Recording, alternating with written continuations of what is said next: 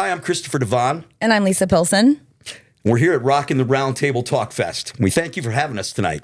Absolutely.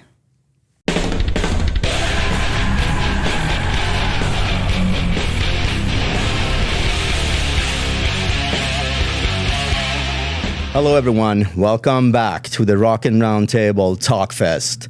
And we are here with Christopher and Lisa. Woo. Welcome. Thank you. Thanks for having us. And Lisa, Yes. author of Fire on Sunset. Rockstars and Hollywood Scars. Yeah. And Christopher, co-author and also author of your own book. Correct. Exposed, Unveiling the NPD Crisis in the USA. Lovely. Which is a book So it's a little more serious. It's a little more serious than this type of genre. Yeah. This is the book. God, you're both authors, and now it's like, now I need to write something. No, You do. Yeah. Absolutely. maybe on my deathbed. Yeah. So, your book, Lisa. I read it, and I'm very impressed. And Thank you. your book is starting with you as a teenager discovering Motley Crue. Motley Crue was my first love, and I loved them. When I heard them on the radio, my world changed. Yeah. You know, before it was, Rick Springfield and Sean Cassidy all over my walls, and then I heard Motley Crue on the radio and just was like, what is that? My dad's like, it's my worst nightmare. Everything changed, right? Everything changed. Yeah, I see the rock and roll oasis in your room there. Yeah. Yes, 100%. It was like wallpapered. With I think I had that too. Yeah, right? I think we all did back then. Yeah, that was true. the thing. Yeah. It was so cool. Even me growing up in Sweden, I had that. I bought these magazines with posters and put it up. Yeah. It was always good when the magazine had the fold out. Oh, of your that was favorite the one. best. And then, but I hated it when they had like Motley Crue on one side and then, Bret Michaels on the other. It's like, well, I always Like, picked who do you Motley choose? Crue. I always picked Motley Crue. I did. Yeah. No. So let me ask you this, because this book is so interesting to read. By the way, the book is coming out during spring, Yes. right? Yes, we're shooting for a spring release date. We just doing a couple little odds and ends fixes. It'll be ready. Wanted it to be perfect. Yeah. Yeah. And I mean, like I said, this story, you lived my dream. Yeah. Going into the concert. So tell me about your first concert there. That was Poison, right? No, it was Motley Crue. That was Motley Crue when you were 15. Crue. Yeah. Yes, I was 15 years old. And so you read the book, so you knew that there was like this big thing if Motley Crue was going to go on, because there was a huge snowstorm and it was canceled and it wasn't canceled. And then at the end it went on, and I literally lost my shit. It was so insane. And I was right up in, that's when they had like the mosh pit, Yeah. And you could so I was up on some random guy's shoulders and just like, oh my God, it was insane. It was amazing. I'd never experienced anything like it before. And right then and there, I was just like, this is my world. Yeah. This is it. This is where you Be in belong. it somehow. Yep. She was hooked. Yeah. And you made it happen. Yes. Yeah, we come back to that, all the people you met and all the stories, which is just absolutely incredible. And so one thing that, you decided to leave Washington State eventually. I did. Yep. And that was after meeting Bret Michaels, actually. And he gave me really good advice. He said, if you're going to go to LA, save enough money, don't move there, and you have friends there. And I did have one friend there. And just stay for, like a month or so. Don't like dedicate your whole life to it. And that's exactly what I did. And I just met this girl, Kalita. She had connections with Sam Kinison's soon-to-be wife at the time. And it kind of just fell into place. And it was really, and I'm really thankful for Bret, because he was such a nice guy.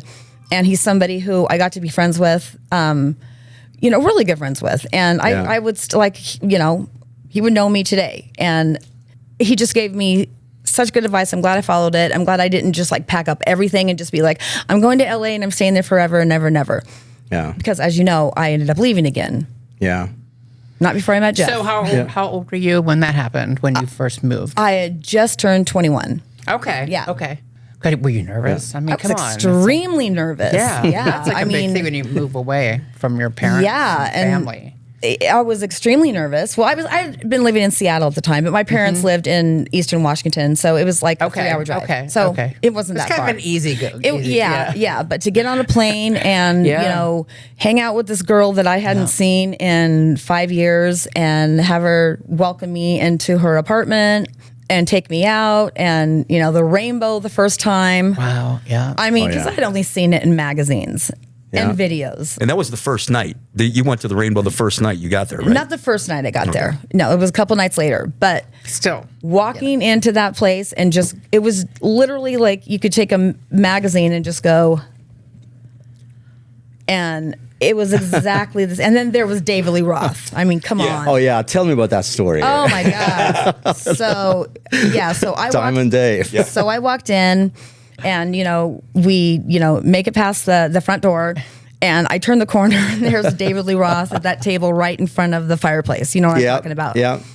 And, I was thinking I looked pretty hot anyways, but so I caught his eye and the way he just said, "Well, hello, darling." And I looked at him and I smiled and just took a deep breath and walked past him. I didn't really know what to do, but it was a really sweet, innocent moment. And then I got past him and I breathed again and I was just like, oh my God, that just happened. He saw me, he acknowledged me, and wow, this is so cool. Yeah. Yeah. And Dave's got to be going. Dave's got to be going, bop, zooty bop.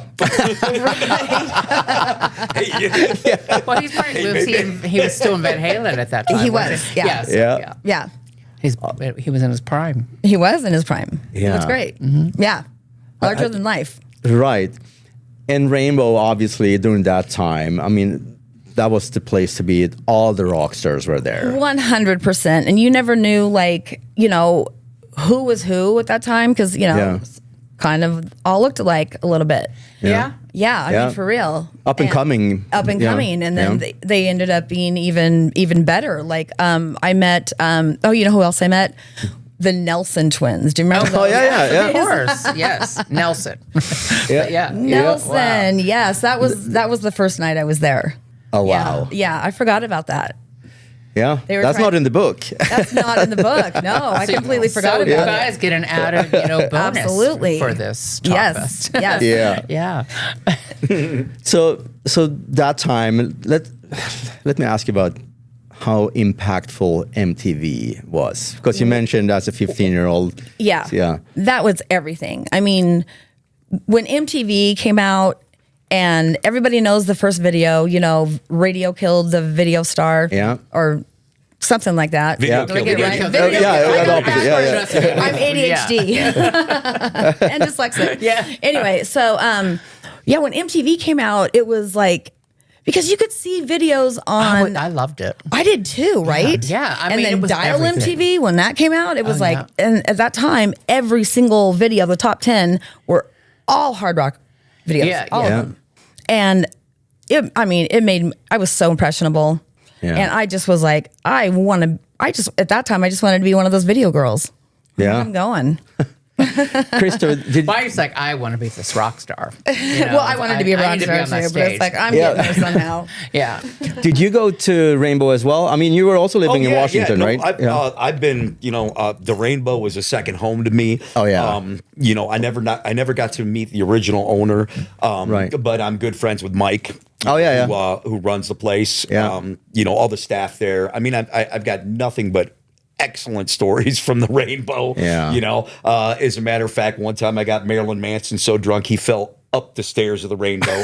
So, I've got a few good stories. Is that possible? Yeah. So, I'm just thinking back because everybody romanticized Sunset Strip, right? And me, when I moved to LA, that was kind of the first thing I wanted to do. Well, I visited before I moved there. But so what was the part of the scene that would be shocked to learn about for most people? The biggest shocking thing for me was to see how many desperate girls were out there. Oh yeah. Yeah, it really was. Like, they just didn't, I mean, you could just see the desperation. Like, these girls got in, those girls didn't. And you really, I mean, at least I did. I really felt like everybody should experience this. And it was a little judgy. You know what I mean? Like desperate, you think, for attention, wanting to get the attention of the bands, going about it the wrong way. Yeah. Like they're willing to do anything. Anything. Yeah. like groupies. And that's the groupies. Yeah. So you're going to have a big percentage that are 100%. Yeah. Yeah. A lot of fallen angels in Hollywood. Yeah. A lot. Of course. Yeah. Even to this day. Absolutely. Yeah, I mean, Yes. it's almost ironic how Brett gave her that advice, and all of it's pretty much right out of the Fallen Angel video. Right. Don't, if you're going to go out there, do it this way, do it right. Don't put all your eggs in this basket. Exactly. Not everything that you see is real. And not everything that you can't believe everything. Yeah, that's true. Yeah. And I mean, Bret Michaels, he was a very good friend of yours, a good, good impactful person in your life. He really was. I mean, when I first met him, it was, my friend Heather and I are going to the concert, and we decided, when we found out that they were going to do a record signing, we decided, you know what, we're not going to look like all the other girls that are there. We dressed like really. I was wearing baby blue, she was wearing baby pink, and we stood out. We didn't, I wasn't dressed like I am today, and we made an impact. Yeah. And when I met Brett, he was so nice, and he just was somebody who remembered me, and I was always put on the list, and that went on for, many years, and even got to go to Canada to see him. And he was always just really sweet. I met his sisters, and because they worked for him at the time. I don't know if they still do or not, but yeah, he was so real, and just so, I saw him do insulin shots.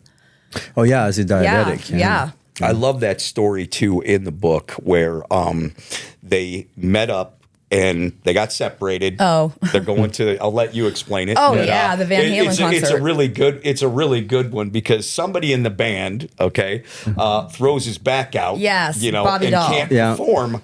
The next night. But back then, all you have is, you only have telephones. Yeah. You don't have cell phones or and anything like that. So I gave Brett my phone number. I'll leave it to her. I'll leave it to her. Oh, yeah, It's a he great called your story. parents. He called my mom, So, because I was still living at home at the time. Yeah. And, we didn't have cell phones. We didn't have all that. So he called my mom. My mom gave him the number of the hotel we were staying at. We were staying at the Vance. I remember that like it was yesterday. And when he called me, I'm thinking, okay, who's calling me? It's my mom, or who knows that I'm here? And he said it was Bret Michaels, and I was like, whatever. And hung up. Hung up on him. And he calls me back again, and I said, and this is Lita Ford, hang up. Third time, he's like, no, don't hang up. The show's canceled. And I'm like, what? And then, so Bobby Dahl had thrown his back out for my friend, Carrie, who was with him the night before. That's her fault. Yeah, it is her fault. And but Van Halen was still going on, and they had another band opening, and he left, tickets and passes, and he said, if you guys want to go to the show, you can go to the show, and I'll see you afterwards. And I'm like, well, I'm not going to the show. I'll meet you at the Sorrento Hotel. So we, and I was so glad I did that because I got to know him so much better as like an actual person instead of just Bret Michaels. And, we had 2 days instead of one night. Yeah. It was great. Wow. It was great. Yeah, I mean, I never met him, but he always seems to be such a nice guy. What? Yeah. He is exactly like you've heard. And he's so genuine. There's nothing fake about him.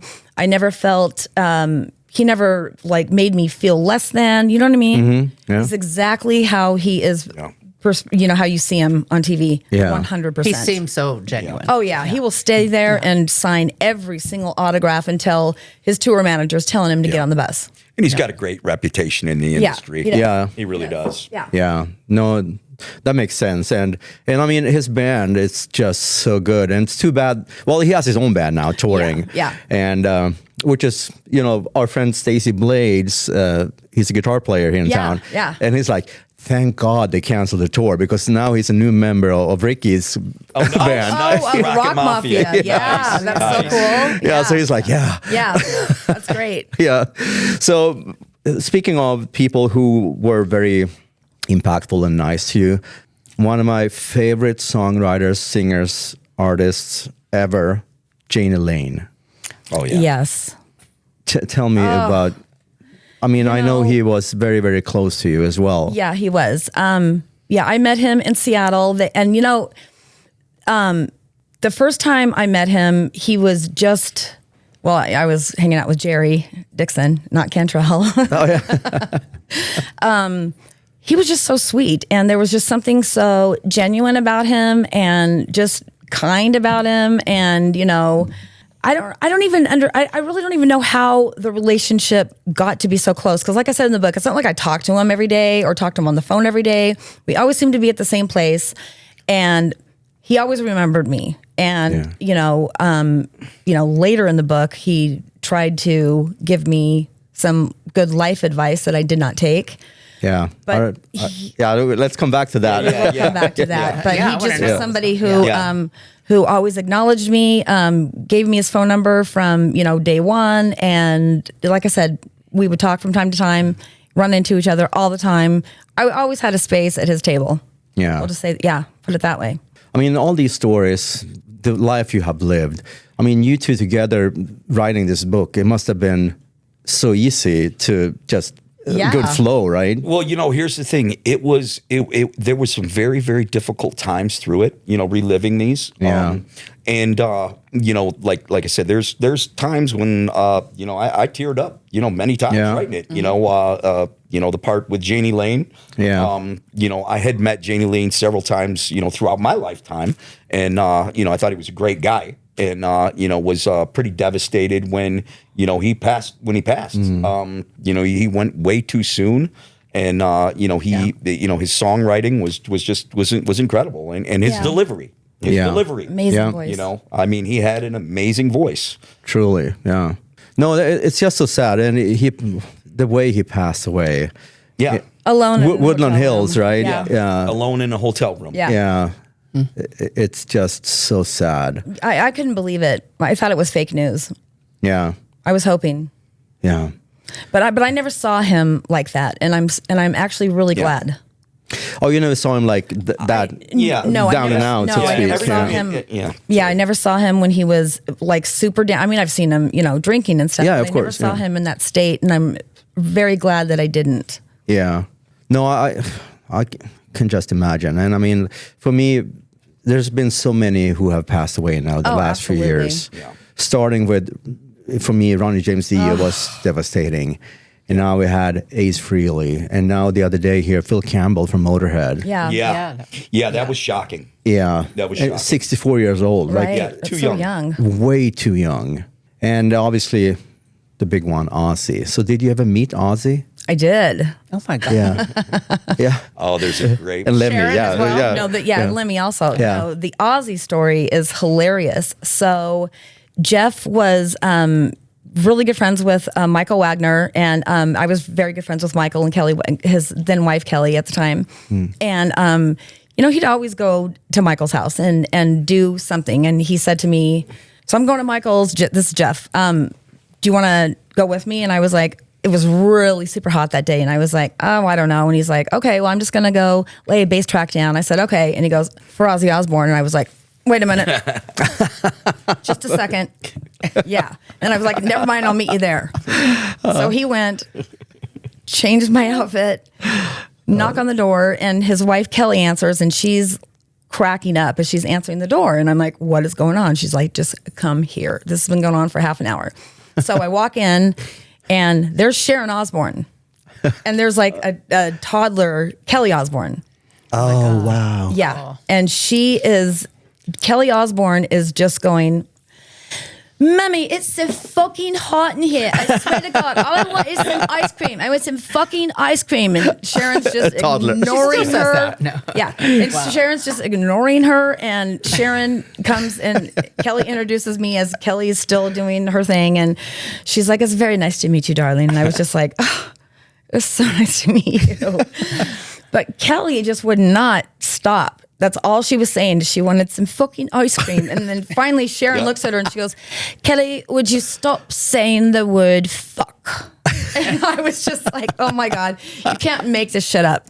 And so that's how I met Sharon and Kelly. And then, hours later, Ozzy comes out, meets me, and I was like, and he was just in Ozzy form, grabs my, it's very nice to meet you. Yeah, very nice to meet you. Yeah. I couldn't understand a word he said. I was just like, so nice to meet you. Oh my God, yes. And so that was my one and only introduction to them. And I'm so glad I have that story. Oh my God, it's incredible. In hearing that story, while we were writing it, I'm reliving it.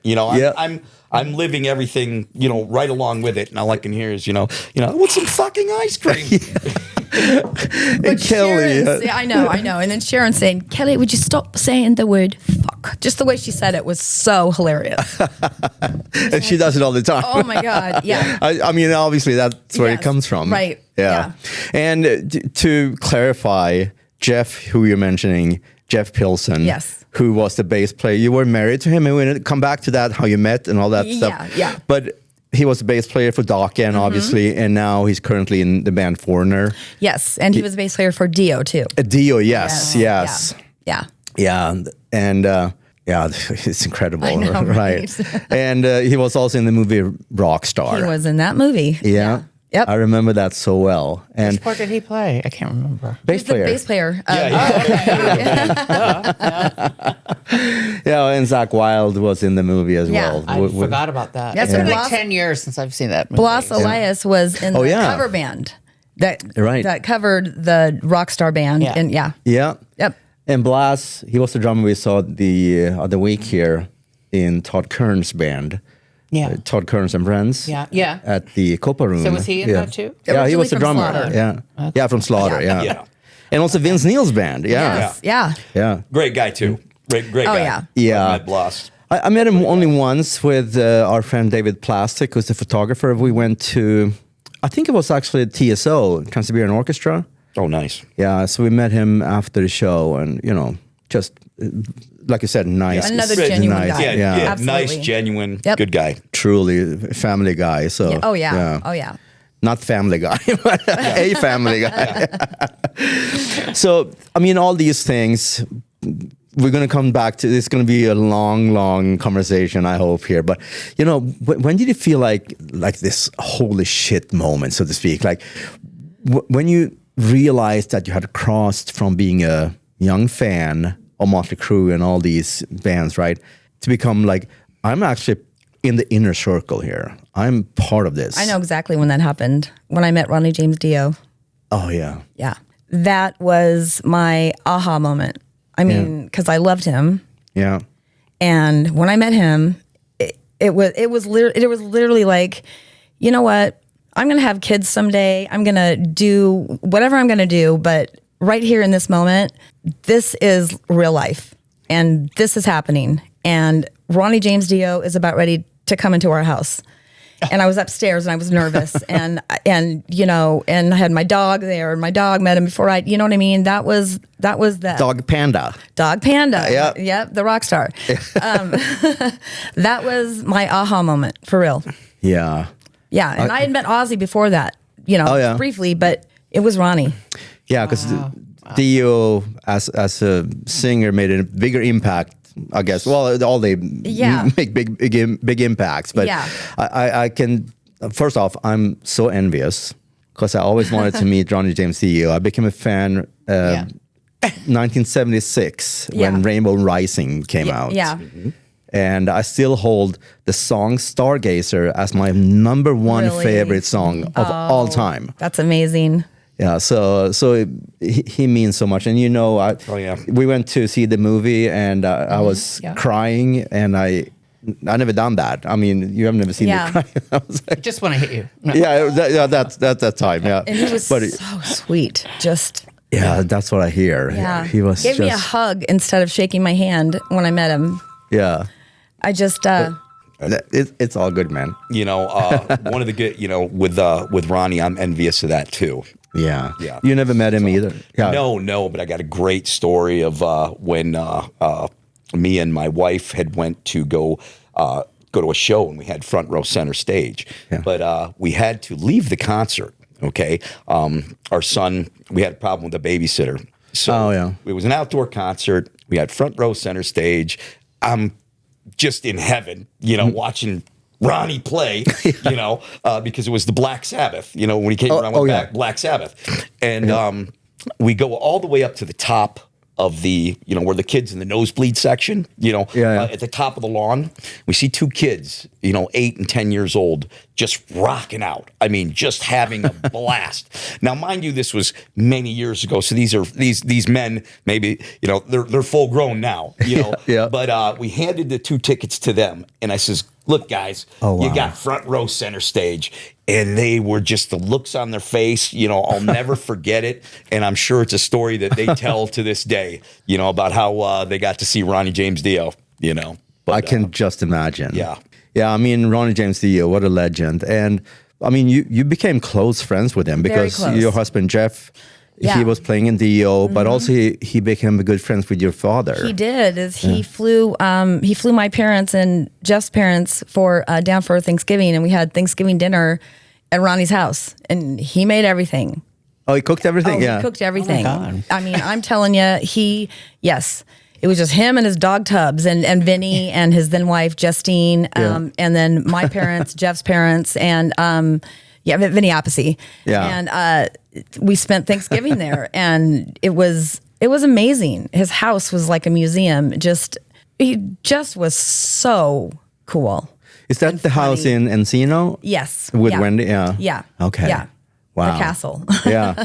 And I heard, in the book you said he was very picky with his food. Oh my God. Yeah. He was hilarious. To be on the road with him, first of all, I mean, it's like but the cool thing is I got past the whole, you never get past the Ronnie James Dio thing. You never get past that.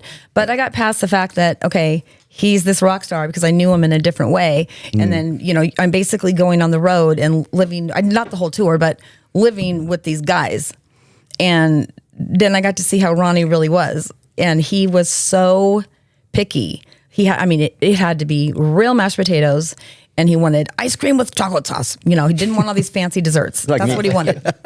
And we would pull into a place, and you learned really quickly that don't get out of the bus and everything, because there's like a 30% chance, and 30 being the chance that you're going to stay. You're not going to stay there.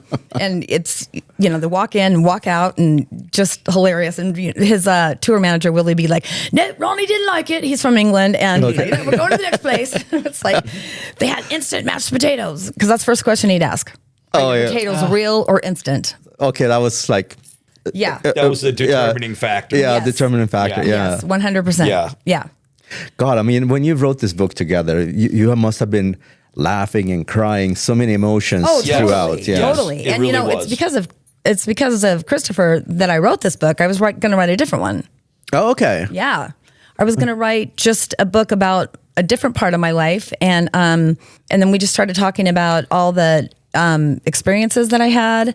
And when I started telling him, he's like, that's the book you should write. Yeah, we had already had, months and months and months of long conversations with both of us, because I've led this fantastic life too, where I've been in situations and met people, and, so we have lots of things to talk about. And she started talking about, her backstory, and I was like, you need to write a book. I mean, this is really good. You have some really amazing experiences that, need to be talked about, you know? And, we basically just started it out, built the foundation, and, went from there. And the book evolved over about a 4.5 month, 5 month span. It just evolved to what it is now. Yeah. When you wrote the book, did you ever feel like these are things that should not be part of it? I mean, the stories that you had to cut. Yeah. We did. Yeah. We did. Here's the thing, is that one of the things that I wanted to make sure is that the integrity of Dokken was together. And we didn't talk anything that shouldn't be talked about. There's certain things that you want to talk about. And there's certain things that you just want to leave on the table. Yeah. I didn't want like a smut book either. I didn't want to be right. like, you Damn know. it. No. I know, right? I know. Maybe exactly. that's a part 2. Well, Exactly. Yeah, a couple of my girlfriends I let read the book in advance too, just because I wanted their opinion. And yeah, they were like, you know, God, you kept, you know, you cut off, right? And I'm like, you know what happened. But I didn't, what I really wanted, I wanted this book to be, because here I am, a rock mom from back in the day, and I have a daughter who is 19. And, you know, if my daughter was 15, I'd want her to be able to read it. And I know that they're exposed to so much nowadays, but you know what I mean? It's like, I wanted this book, I wanted young teenage girls to be able to read it and not feel uncomfortable. I didn't want their mom to feel uncomfortable. You know what I mean? Yeah. So that's why I wrote it the way that I did. And we didn't want one thing to stand out. Exactly. Okay. You know, specifically Yeah. that would change the perception. Yeah. You know, when you read the book and you're like, wait a second, you know, this is where I'm drawn to because this is what you just told me.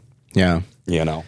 Yeah, because I mean, you did share a lot of very personal stuff, though, in it. So, but to your point, it's not, you know, anyone can read it, but you know, it's just feeling like, wow, I feel for you the way you know had to experience these kind of situations. Yeah. Yeah, and we just didn't want to sling a bunch of dirt.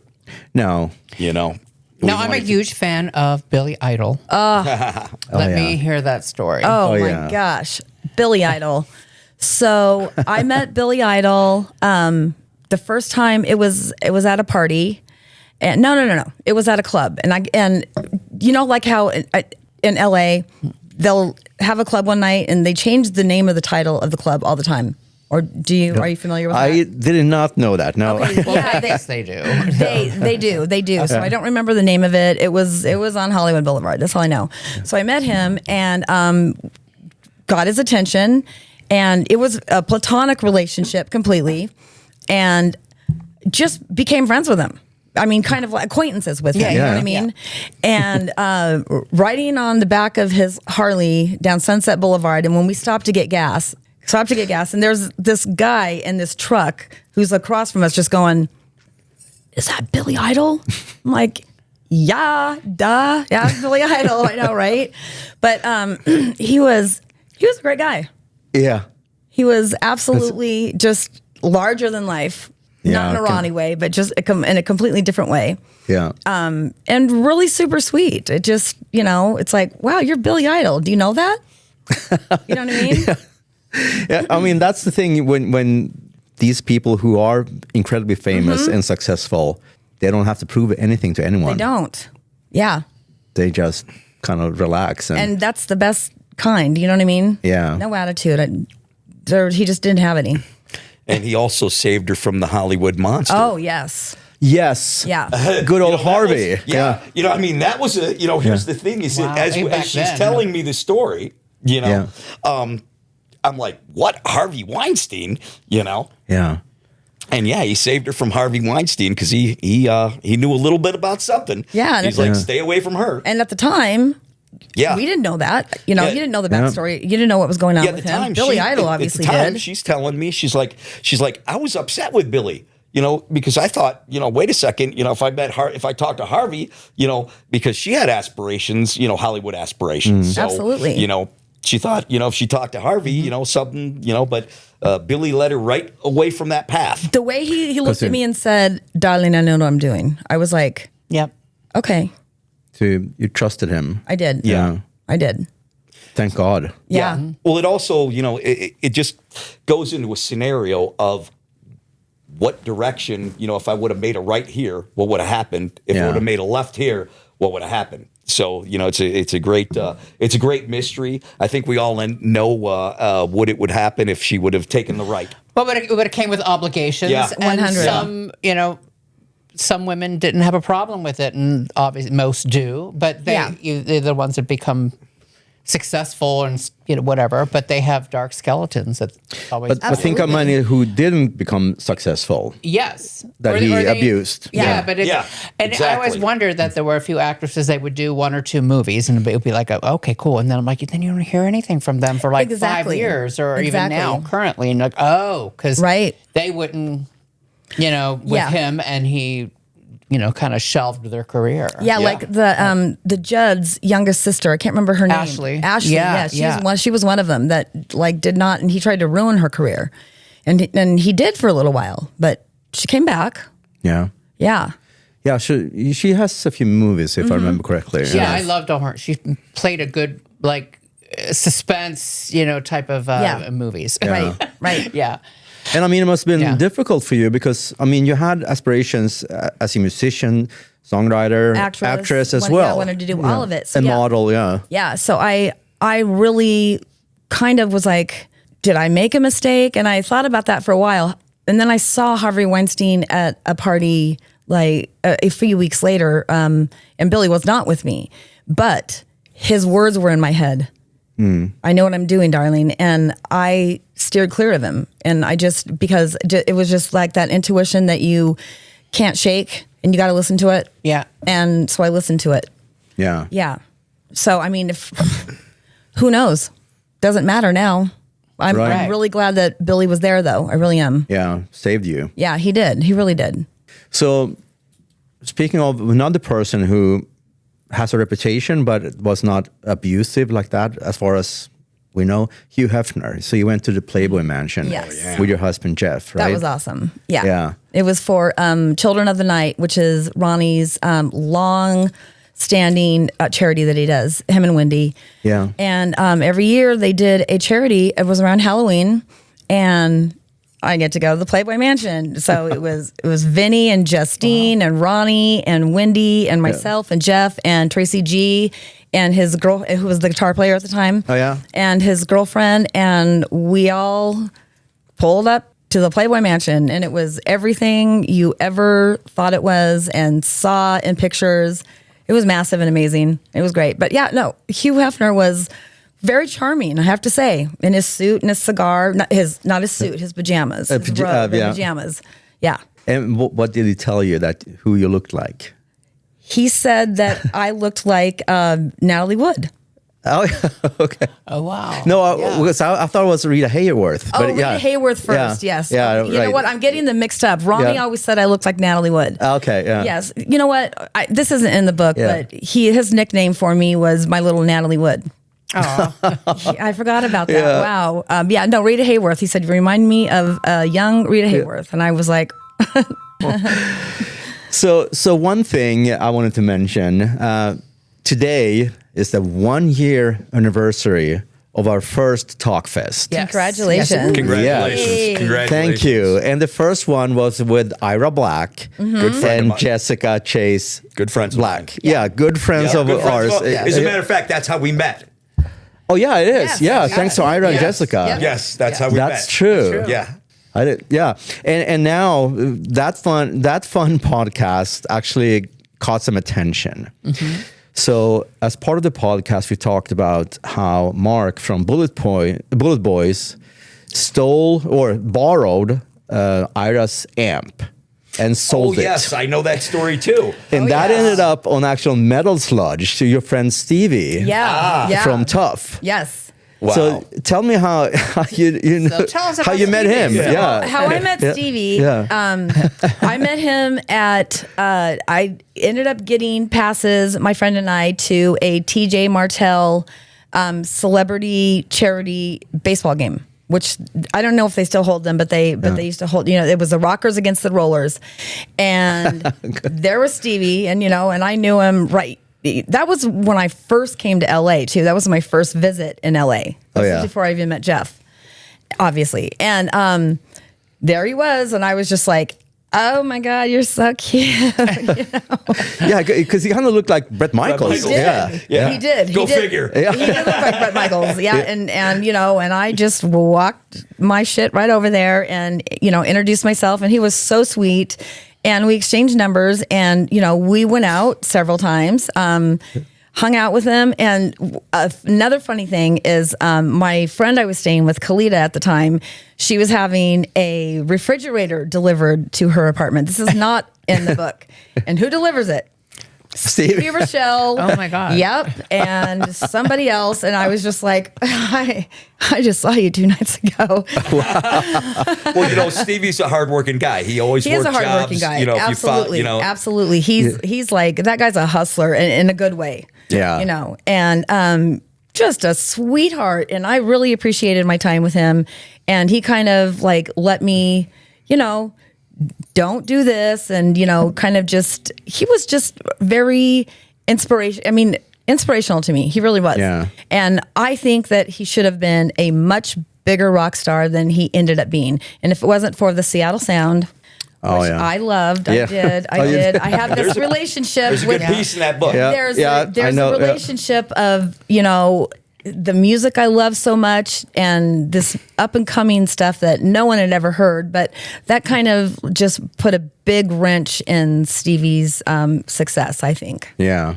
Yeah. And Seattle grunge. Yes. I know you were close friends with the guys from Alice in Chains, which was just amazing. Yes. Mother Love Bone, right? Yeah. I saw Alice in Chains' very first show they ever did at the Central Tavern downtown, and my friend and I were just, we didn't know who we were going to see. Central Tavern is was a great place. We're newly 21. We finally can get into the clubs, and we walked in, and it wasn't even that packed or anything. I mean, there was just people scattered. And all of a sudden, from that first note of Man in the Box, we just went, oh my what's going on? God, what is this? And they were so amazing. But I hated what happened to rock and roll. Yeah. Because rock and roll's never been the same.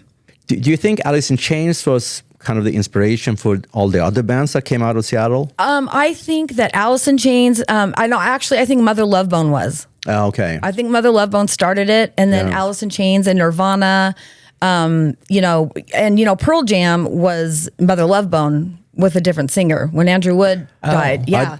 Did you know that? No, I didn't. Yeah. No, I like Pearl Jam, but I don't know the history.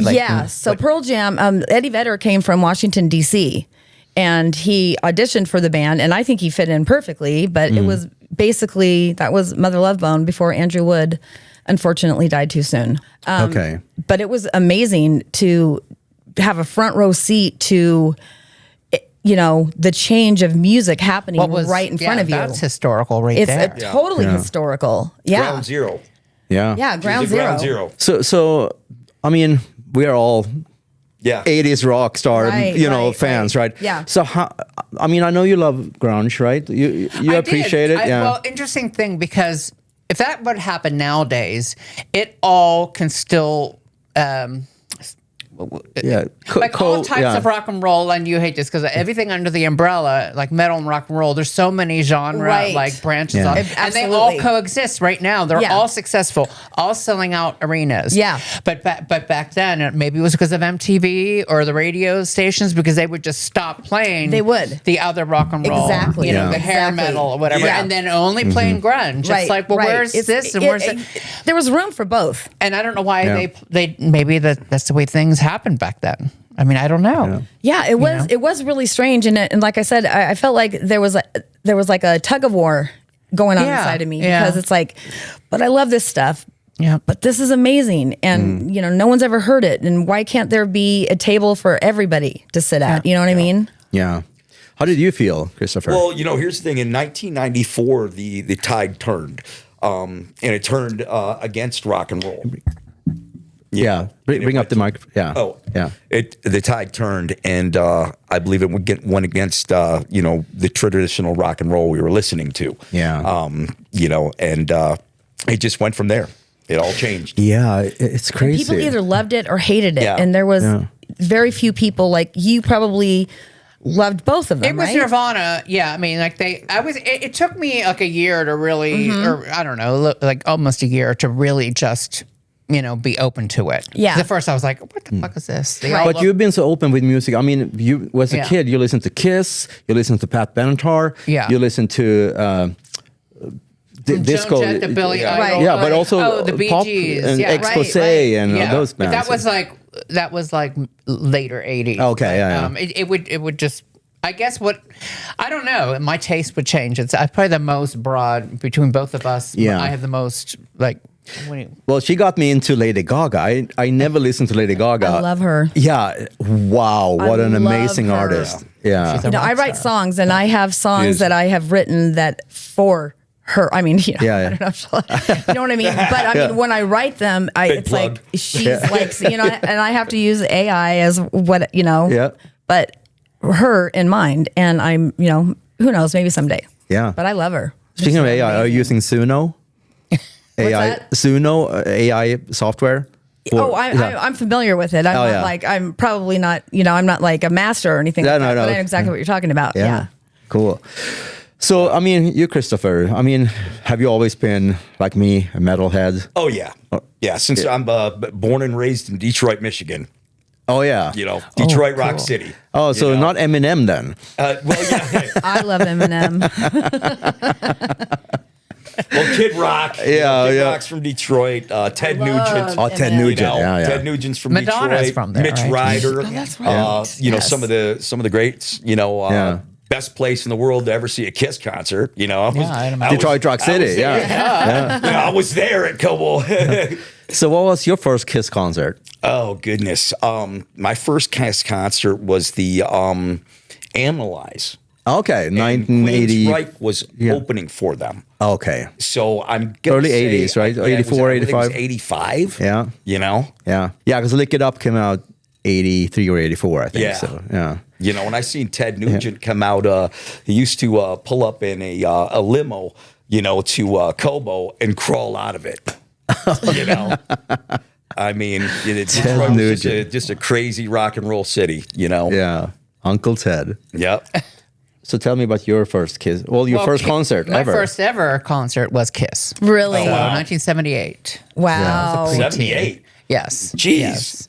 She was 2. You were in diapers. Did your mom bring you to the concert? Were you allowed to? You You went with your mom, right?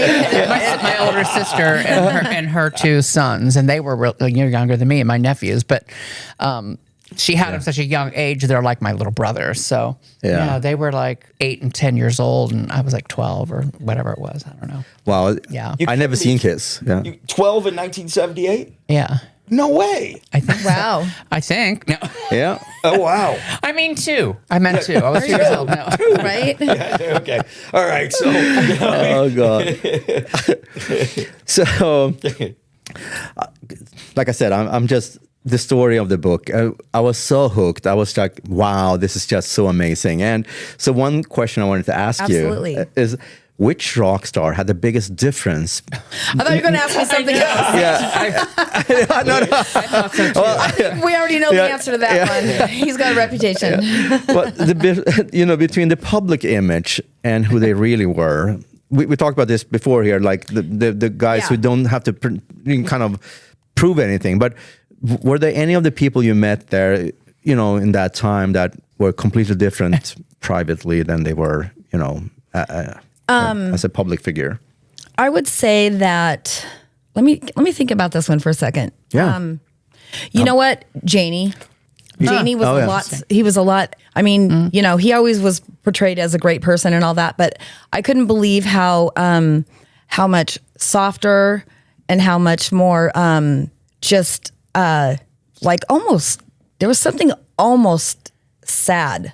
Yeah. Which makes sense now, actually. Yeah. Do you think he was depressed? So maybe I don't want to go out and I don't want to publicly say that, but no, of course, there was just something that was a little more sad about him than the way he runs around on stage and everything, and so I would say that, and then Ronnie, but in such a good way, because here's Ronnie, this larger than life person, and then you meet him in person, and he's just a regular guy that cleans his own pool. And is an immaculate house, you know what I mean? And cooks everything, you know what I mean? It's just, that to me it wasn't a shock, but I was just like, God, he's just so real. He's just like me, and no wonder he gets along with my dad, because my dad's exactly like that. Yeah. And so that was kind of, not a shock, but just kind of like another aha moment. Yeah. Like, okay. Yeah. Unexpected, right? Yes. So, and then there's other ones that kind of fell right into exactly who you kind of thought they were. Yeah. Don. And I want to hear a story about Lemmy. Oh, Lemmy, the legend. Oh, my goodness. Yeah. Who always had a same table at the Rainbow. And, if you go if you're a regular at the Rainbow, you get to know Lemmy. And he was so nice and so sweet. And and he's a legend.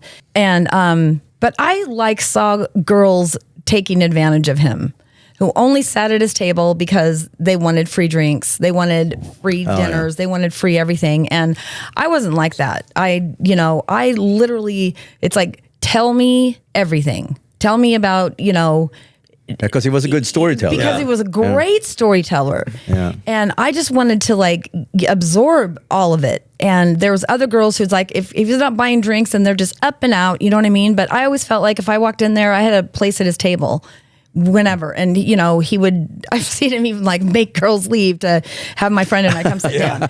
You guys got to leave now. Because we weren't like that. Overstayed your welcome. Yeah. We didn't want anything from him. Yeah. And he saw that. Yeah, he did. Yeah, because he saw the real people quickly, as I understand it. I never had a chance to meet him, but, we heard from multiple people who knows him well. Mickey D, for example, he always talked Mickey so D, well about, and Mickey D was in Dokken as well. Yeah, for a minute, that's right. Yeah. Yeah. So, wow. Yeah. With crazy. the Swedish guitar player, John Oram from Europe. Yep. Yeah. Yeah. So did you get to meet Lemmy ever? No. You met Mickey D, though. Yeah. I met Mickey D at the last Scorpions, the last night of the residency. We were there together backstage, I think. Yeah. I unfortunately had to miss that one. Oh, yeah. I was in Washington. Yeah. Matter of fact, I told Mickey D this when I was backstage. I says, that was probably one of the greatest drum solos I've ever seen. Yeah. I remember you. I mean, literally that, I stand on that. Yeah. It really was. He's amazing. Yeah, and we had we were standing on the floor and it was just so up close. But so if you hear this, Mickey, you rock it, bro. So, and everything, obviously his drumming, make it entertaining. Right. And also the light show that happened as part of it was just absolutely incredible. Yeah. Yeah, so I agree with you. Yeah. Because I got to see them a couple weeks before you guys did. I mean, because we went to go see them. Yeah. And then they came back, right? And then coming back to Las Vegas in September. Yes. First show, September 17th. Yeah. Las Vegas again. That's going to be a big one.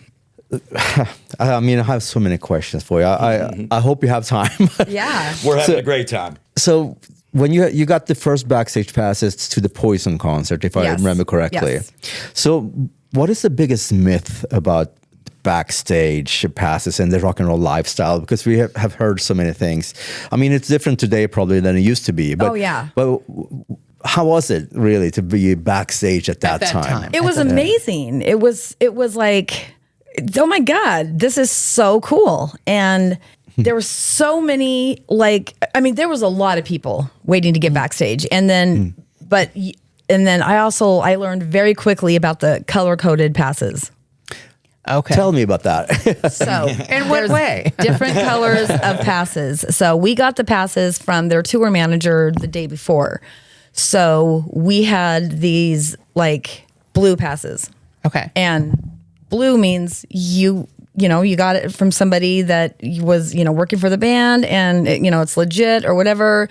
And then it just goes down. And then the green passes, you did something to get that pass. And then the black passes, it's you're there because whatever it is you did and you're backstage, you might be able to say hello to the band, but you're not hanging out with them. They're not, you know what I mean? It just, and I was because I heard people talking about, well, I have a green pass, and I just said to the tour manager who gave us the passes, I said, well, mine's blue. What does this mean?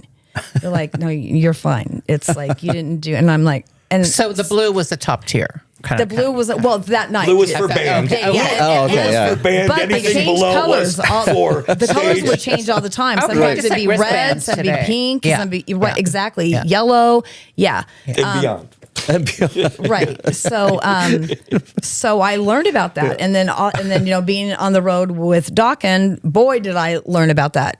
I gave out some passes when I was. Oh, really? Okay. Oh, yeah. That's a good one. You know what she'd do? She'd get 10 passes, and she'd give 2 to guys, at least. Well, of course. I mean, because it's like otherwise it would only be girls. They wouldn't know. They think they were getting all girls. But they got 8 girls and 2 guys. Because sometimes there would be like real fans that wanted to meet them, and it's like, I don't care what you guys want or whatever.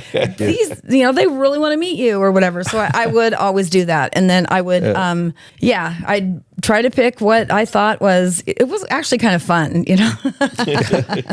I can imagine. I mean, but I also gave some girls a pass that probably ordinarily might not have gotten one. Well, there you go. Yeah. I'm just that person. Yeah. So the outsiders. Not everybody was a 10 that got backstage. It's all good. Yeah. Indiscriminate. Well, that's They're nice. all 10s. Yeah. But tell me about, Dokken. Dokken has been part of your life for such a long time. Yes. And you met Jeff Pilson. Yeah, for the reunion of Dokken. Oh, yeah, right. Not the original. No, not the original. I never even saw them in concert until I was with Jeff. Okay. But just did you crazy. know who Jeff was when you met him, or? Well, when I met Jeff, I mean, of course I knew I knew the name Jeff Pilson. Yeah. And because, I liked Dokken songs, but Dokken was never on my walls. Okay. In my room. Dokken was, there was a handful of songs that I absolutely loved, and you had them on your playlist and you listened to them in your mixtape and whatever, and it was great, but they were just never, like on my, like Poison and Motley Crue and, some of the other bands. They just weren't. They weren't on my radar. It wasn't on her wall. Yeah. I mean, it didn't have their names. You didn't. I wasn't kissing their posters. You were not. Okay. No. I mean, I was almost kissing the Under the Lock and Key album cover. So. You know what? That was a great album. Yeah. And what was your question again? Well, how you met Jeff and how that everything the kind of thing. Yes, So, the HBO. Yeah, that was crazy. So so the night before, a couple nights before the HBO special, Malika, who was friends with my friend who I was staying with, Khalida, said, "Hey, we're gonna go to the Rainbow tonight. Do you want to go?" We're like, "Yes, we want to go." And the upstairs room at the Rainbow. It's like the VIP area. The VIP. Okay, yes, that one. Yeah, yes. I heard about it. I don't know where. I've never been there. So I got to go there, and I was just like, yes. And there's Sam Kinison, larger than life, sitting at the table, and Malika was amazing, and we got invited to go to the live taping of his very first HBO special. And Jeff was playing bass. And Jeff was playing. Okay. Remember how he used to do the Wild Thing song? Yeah. Oh, yeah. Yeah. So he performed Love that song. him. Rest in peace. Yes, exactly. He's one of my And favorites. Jeff was playing bass.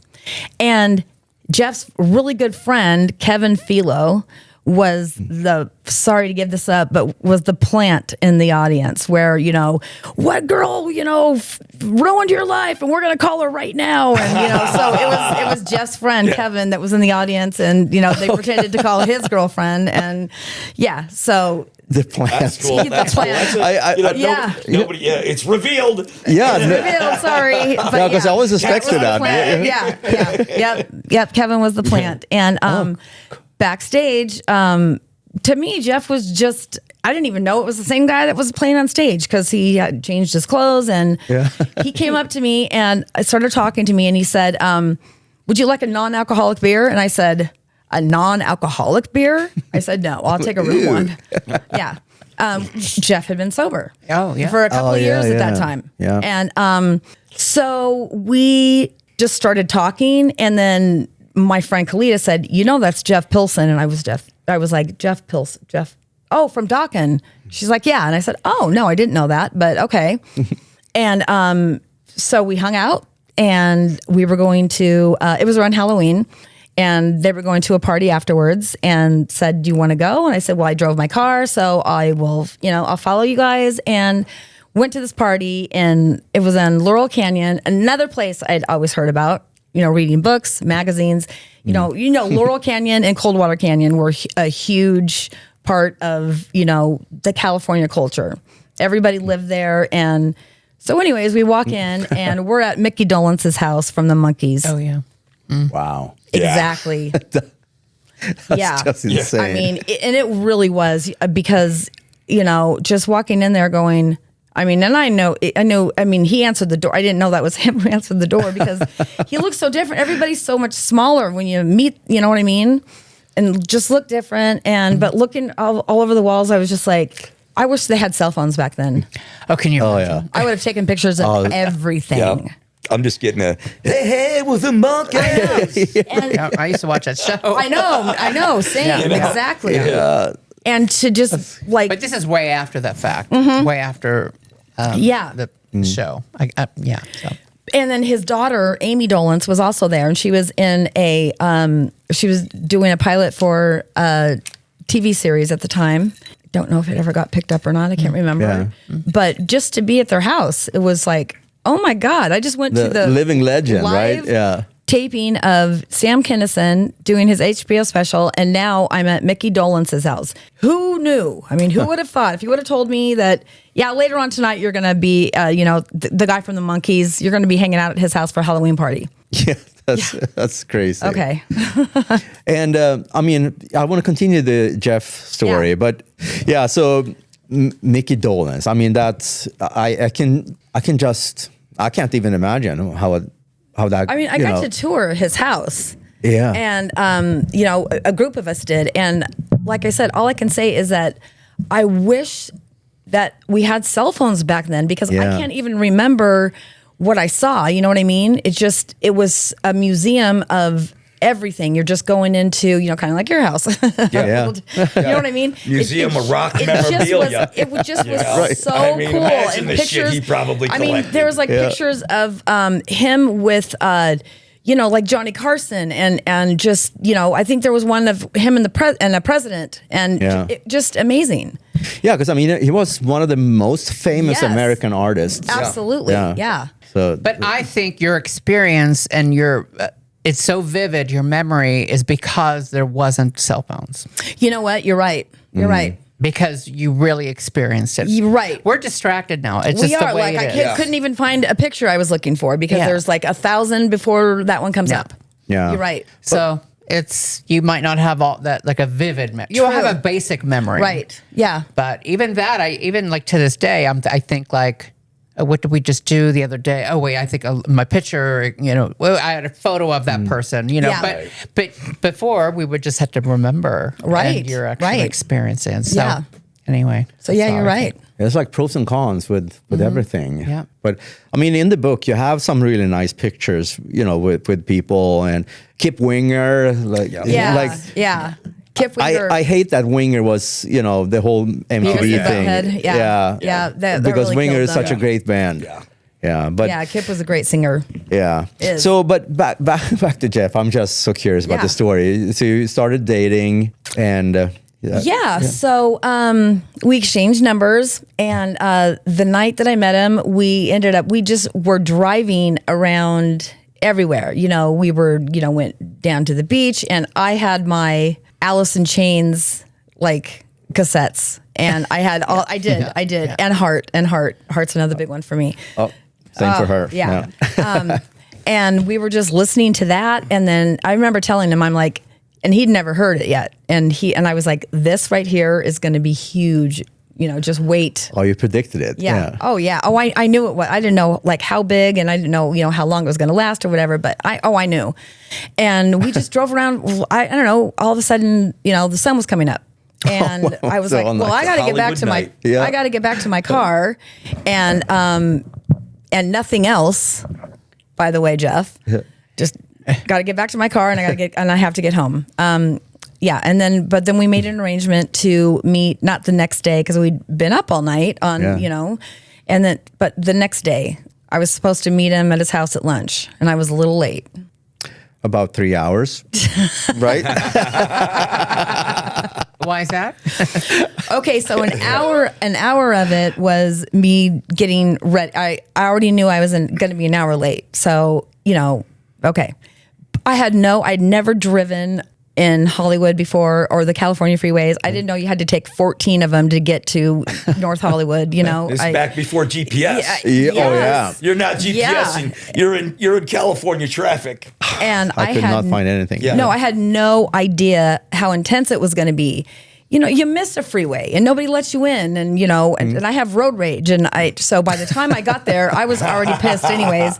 And it's like he was waiting because he knew what my car looked like. Yeah. It's like he was looking out the front window, and as soon as he saw me, he ran into the garage, hopped into his car, started pulling out of the driveway, and just went, mm-hmm.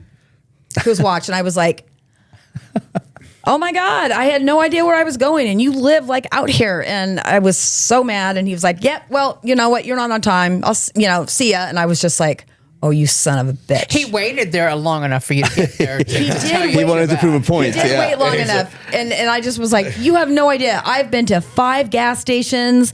I'm looking I don't know how to read a map. I'm too dyslexic for that shit. And it was... And I was stressed out, and I wasn't even thinking at the moment like how he was feeling, but he wouldn't give me a chance to let him know. And and so she couldn't stop and call him at the payphone. That's where cell phones come in handy. Yes, exactly. So he took off, and I was just like, oh, you did take off. He took off. Oh shit. He took off. And off I went right back onto the freeway, and pissed off, heavy, and in work traffic, just going, oh my God. Yeah. Oh yeah. And as soon as I got back to my friend's apartment, I called him up and I was like, listen, I don't know what kind of rock star you think you are, but I am 21 years old. I have never driven on these freeways before. And I was like, well, yes, I was an hour late. And I said, because I want to look good for you. And then the machine kept cutting out on me. So I had to call right back like 4 times. To tell the story. To tell the story. And, and I was like, so you're just lucky that I even made it there. And I could have died, and I just, whatever. And several hours later, he calls back and gets my roommate on the phone. And she's like, telephone. I'm like, who is it? She's like, it's Jeff. I'm like, but then she's talking to him for like 10 minutes. I go, give me the phone. And I'm like, how dare you? And he's like laughing. He's like, I got to give you another shot. And I'm like, you have to give me another shot. I got to think about giving you another shot. I mean, seriously. And then he was there the whole time my messages were playing, listening. Yeah. Oh yeah. Yeah. Having a nice laugh. But clearly, you got through that. I did. Yeah. And I was leaving to go back to Seattle in just, like 3 or 4 days. So I spent the rest of my time there with him, and I left Los Angeles going, okay, so this is somebody that I actually care about, or I want to get to know better, and I could care about a lot. And we kept in contact, and I didn't come back for about a year. Oh, wow. Yeah. And that's when like the whole, the Seattle thing really took off. And I dated Jerry Cantrell for a minute from Alice in Chains. Yeah. It was nothing, it was, I was more just like friends with all of them, which was really super cool. Very cool. And then I had a flight coming back from Hawaii, and there was a 3-hour layover in Los Angeles. I called him up and I said, well, I have a 3-hour layover in LAX, and what's good. And we'd been in contact. We had talked and stuff. And so he came to the airport and met me, and back then you could walk to the gate. Oh, that's right. Yeah. Oh, yeah. So he met me at the gate with flowers, and I was just like, wow, what a guy. What a guy. And I was like, okay. And 2 weeks later, I was back in LA. I moved in with him. Wow. That was quick. Yeah, I was quick. Yeah. Very quick. Yeah. Maybe a little too quick, but still. Yeah. And then you got engaged. We got engaged. And then you got married. Yes, we did. And our wedding that we originally had planned was, huge. We were having it at the Hilton in Woodland Hills. And then there was an earthquake. Oh, 94? January 17th, 1994. Yeah. Yes. And we were going to take a couple-day trip to Mexico, bring Panda, and stuff our envelopes and mail them out on the way home, and the earthquake happened. And I took it as to me, nothing happens everything happens for a reason. And I internalized it and was like, wait a minute, this is too soon. We shouldn't be getting married yet. And we weren't able to get married on our wedding day. We were supposed to be married on March 5th of 1994. And I kind of like got weirded out a little bit. You know what I mean? Yeah. And was it a sign or something? I thought it was a sign. Yeah. And I didn't know what kind of sign I thought it was, but I just was like, this has to mean something, you know? Yeah. You know, at the end of the day. Are you a superstitious person naturally? I'm not superstitious, but I listen to signs, and my intuition is when I don't listen to my intuition, it always smacks me in the face, and I'm very, very intuitive, extremely. Okay. Yeah. And I do, and I look for signs, and signs find me. Okay. Yeah. If that makes any sense. Yeah, Right, yeah. definitely. Mm-hmm. I always call it gut feeling. It is a gut feeling. Yeah, It is a I'm gut feeling. following my gut feeling. Exactly. And my gut at that moment said, this is not right. And you know what? I didn't say that in the book. And I don't know if I've ever really said that out loud Okay, yeah. to anybody. Yeah. But that's, I mean, that earthquake, Northridge, It's I devastating. mean, yeah, and it's never been one in LA since then. Not like that, no. Yeah. And it was my first earthquake. Oh, yeah. I was like, what in the hell is going Yeah, on? you know, when it's an earthquake, that's a pretty big sign. Yeah. The earth literally moved. Lightning could strike you. Yes. So, That's true. And our venue was damaged really bad, and Okay. everybody who had a wedding before us got to go before us. So I was like, they had to rebuild it. Then all the weddings that were before ours got to go first, and it's like, it's already being pushed back. I mean, this is this is like not cool. Yeah. And then when we got married, Jeff came up to the bedroom and said, "You need to call your parents." And I said, "Why?" And he said, "Because 3 weeks from today, we're getting married." And I said, "We are?" And he said, "Yeah." And I said, "Where?" And he says, "We'll figure it out." So I said, "Okay." And we got married in our backyard. It was beautiful. Oh, what nice. Yeah. And if I remember correctly, you lived in Sherman Oaks at the time? Yeah. Yes. Yeah. And I remember, you know what? I don't remember if I put this in the book or not, but I remember my dad, right before he walked me down the aisle, before him and Panda walked me down the aisle. Oh, Panda. Panda came out first. My dad said, my dad's from the South. He's from Alabama. And he's like, "Sweetheart, if you don't want to do this, if there's anything inside you that does not want to go through with this," he's like, "we can stop it right now. And it don't matter to me. You will not disappoint me or your mom." And I was like, "No, Daddy, this is what I'm supposed to do." Yeah. So there was another sign. Okay. I have a question. When Panda walked down the aisle with you, did he have a leash on, or did he? No, he had a bow tie on. Now that's a good dog. Oh, bow tie. That's incredible. Did He was the sing? best man. Did he sing? Yeah.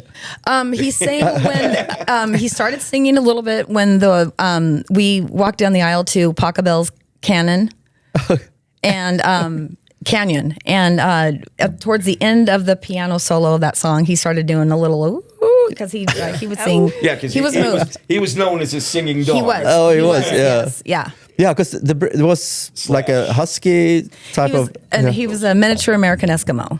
Okay, Eskimo, yeah. Yeah, he was my Wow. baby. It was my Valentine's Day present. Oh, I love that. Yeah. Yeah, we love dogs. Oh, we don't yeah. have dogs, but we love dogs. Yeah. And Yep. that's our thing we do. We watch golden retriever videos every single day. Oh, I love that. There's some funny ones. Or raccoon Yeah. videos. Yeah, raccoons. Yeah. So you got married, and Wow. well, we don't want to spoil the whole Right, book, right, but right. yeah. This was the But mid-90s, yeah. right? Yes. Yeah, 94. Yeah. Oh, did you get married in 94 or was it later? It was Yeah. late. I think it was 95. Okay. Oh, 95, okay. Yeah. Yep. Yeah. Yeah. So what was happening so he was with Dio, And there was talk of Dokken getting back together. There'd always been talk about Dokken getting back together. And then it happened. It was kind of... The original members. Yeah, it was a whirlwind. It was because Dio and Dokken were totally different. I mean, just the whole experience was different. Yeah. You know, everybody in Dio got along amazing. There was no... Everybody loved each other, supported each other. And not that, you know, Dokken didn't, but, you know, there was... Everybody knows the turmoil. Yeah, George and Don, Yeah. And Don and... You know, yeah. So speaking of Dokken, so I know Jeff is a songwriter. Yes. So did he get credit for everything he wrote or anything? No, he did get credit. Yeah.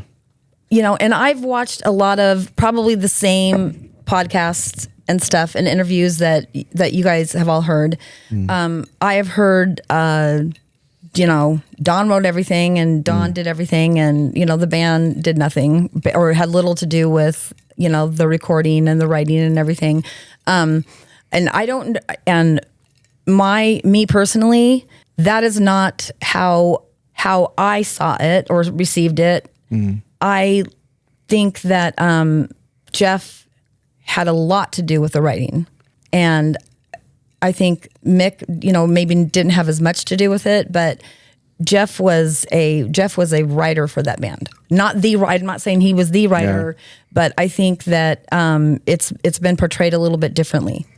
Yeah. And Don's a great songwriter. Don's amazing. He's amazing. I mean, man, that guy is amazing. I mean, he really is. He's amazing. But I think that Jeff might not have gotten as much credit as he should have had. Yeah. That's a shame. Yeah. But that's how it is, and it's always been, and it's probably always going to be like that in the music industry. Yeah.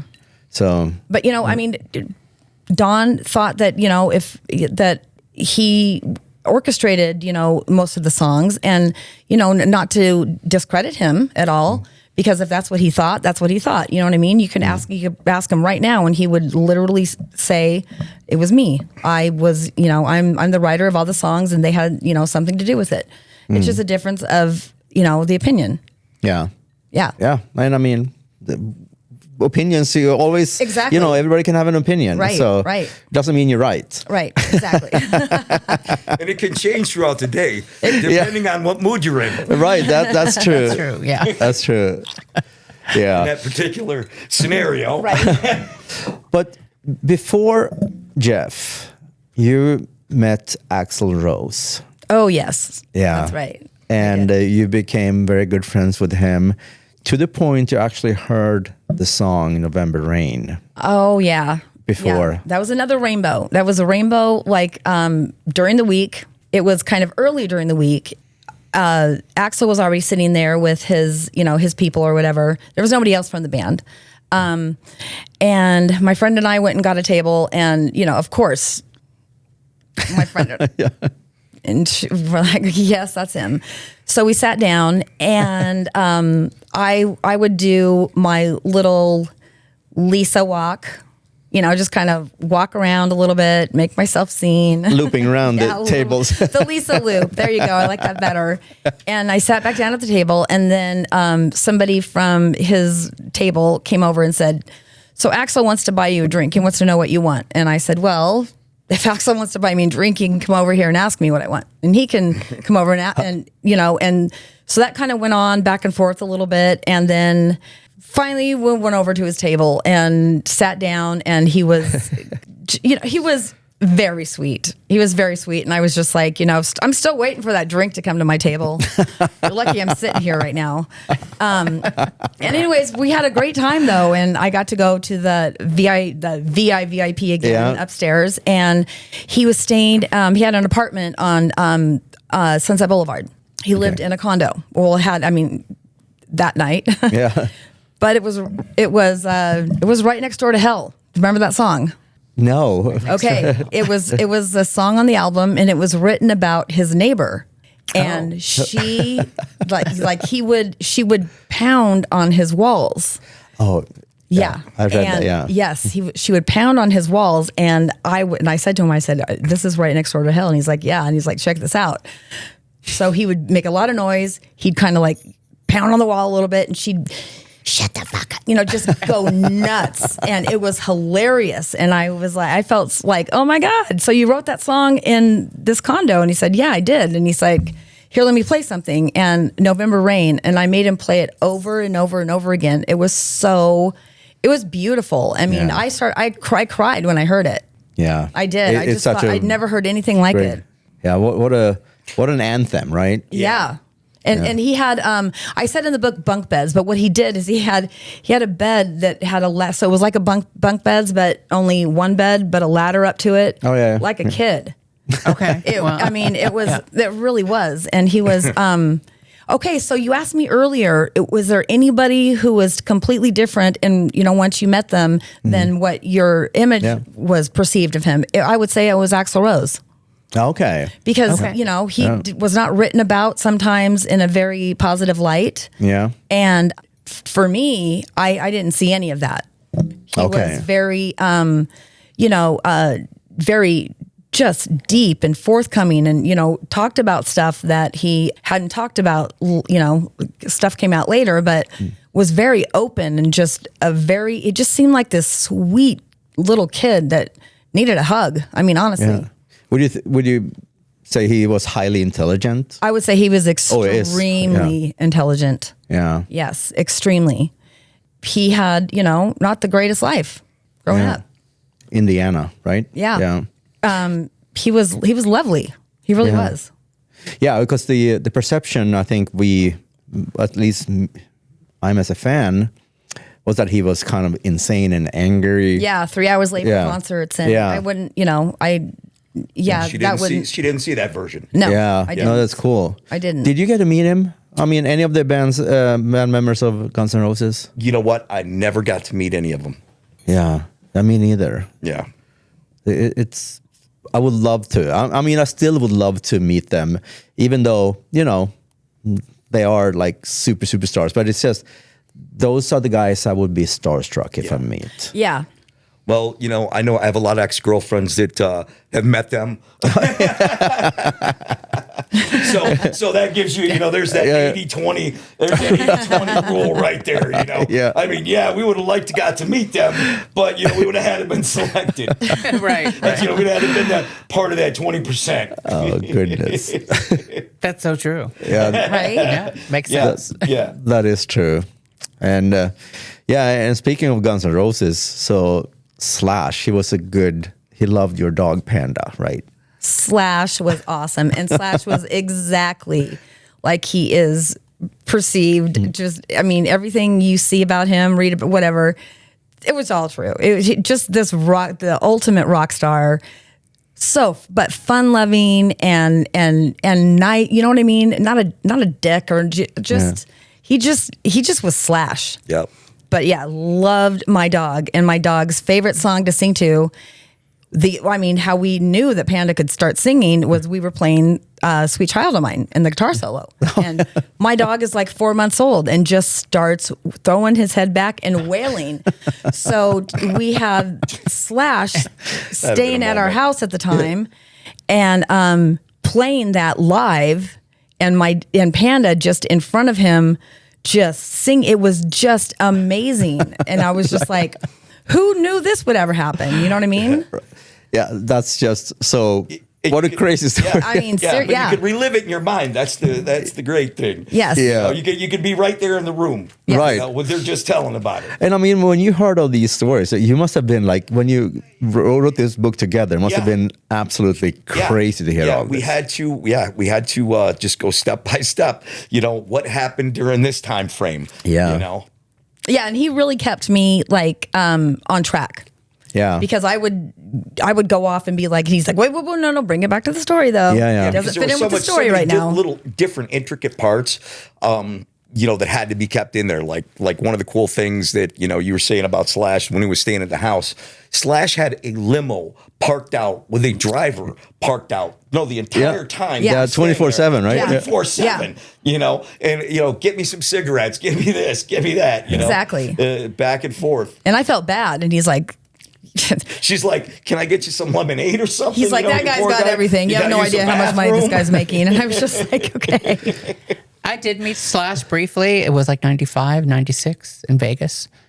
So it was because my friend Nicole at the time, my roommate, she adored him. So she heard he was in town. So we had to go to all these different strip clubs to try to find him. And we did. And at that time, if you wanted to have a photo with somebody, like they had Polaroid girl, yes. you know, and it was I mean, even to this day, we just did it at Capo's. But so she took a photo with him. So I remember that, but I didn't, like, I thought he was cool, but I wasn't like a super fan like she was. Right. So, so that was interesting. So, yeah, I mean, that's the thing. In Las Vegas this is where you can meet people, right? Yeah.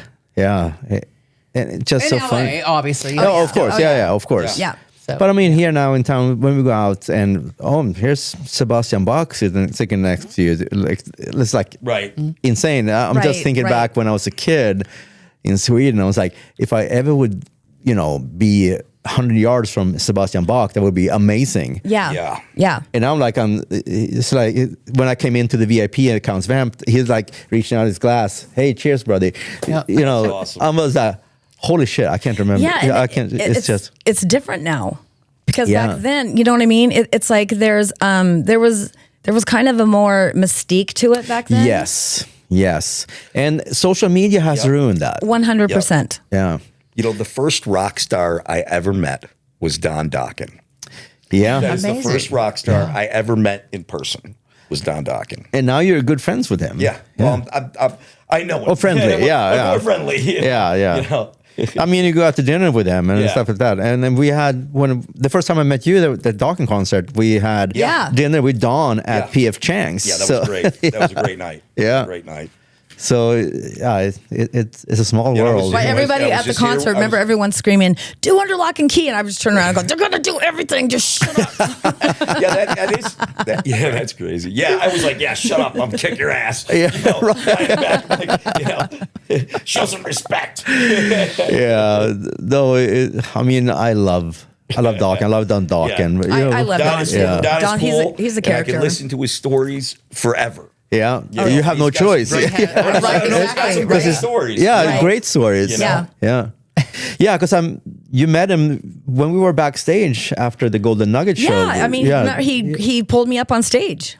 I did. Yes, I went up to at the very end when everybody comes up to the front. Or I went up there and he saw me and he pulled me up on stage. I was hoping that you had gotten a picture of that, but it's okay. But it was really because I hadn't seen him in a long time. Yeah, I remember you said that. A lot of healing. And a lot of, they got a chance to rebond because they were great friends. There's the whole Mick thing that so I wasn't 100% sure that I would.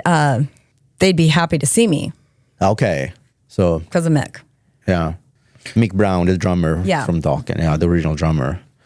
I mean, I can just imagine.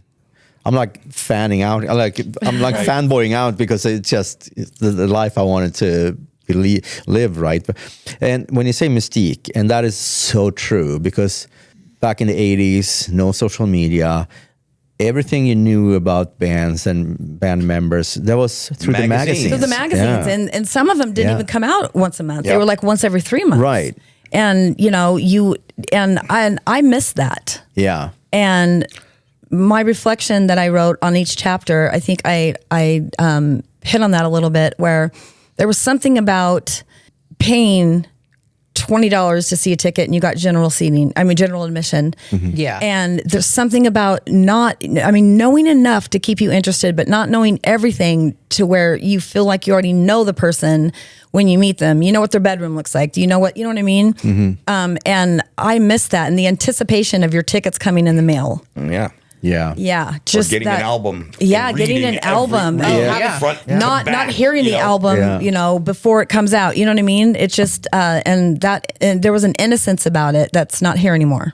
Yeah, I mean now we're like spoiled. Like we are. Our channel now. We get albums in our inbox like 6 months before they are exactly. But released. that's just because of the channel that we have. Yeah, because of the channel. Yeah, but the whole thing, with albums, I remember.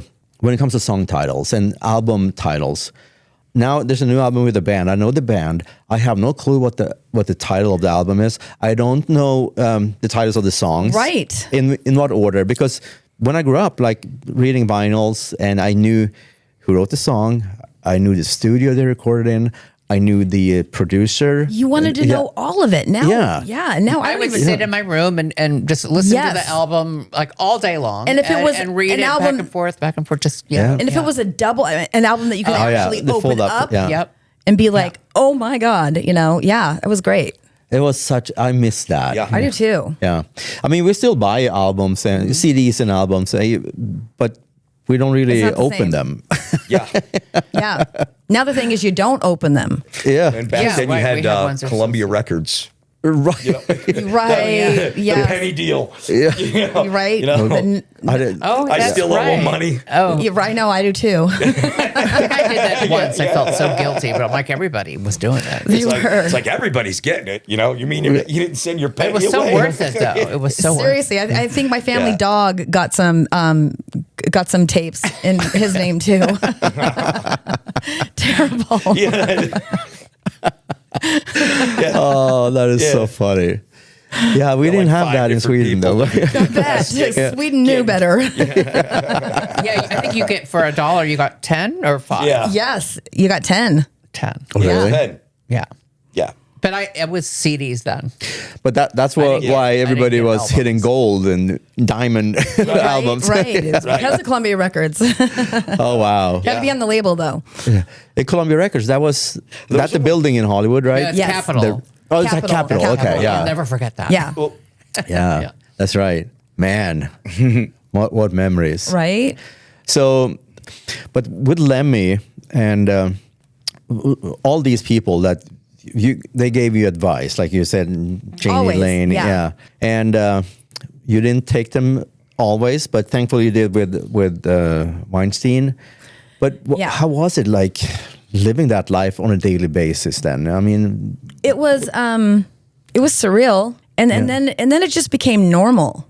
Yeah. Like I think I wrote about this in the book, like a reflection. I think like the rainbow was such a larger than life place, and it was. I mean, all the pictures and everything that's in every booth, as you know. Yeah. And then you get to be kind of a regular there, and at the end of the day, it's just this amazing Italian restaurant that is ran by amazing people that just happen to luck into being the rock hangout, and that's all it is. It's not, there's nothing like, there's no velvet ropes, there's no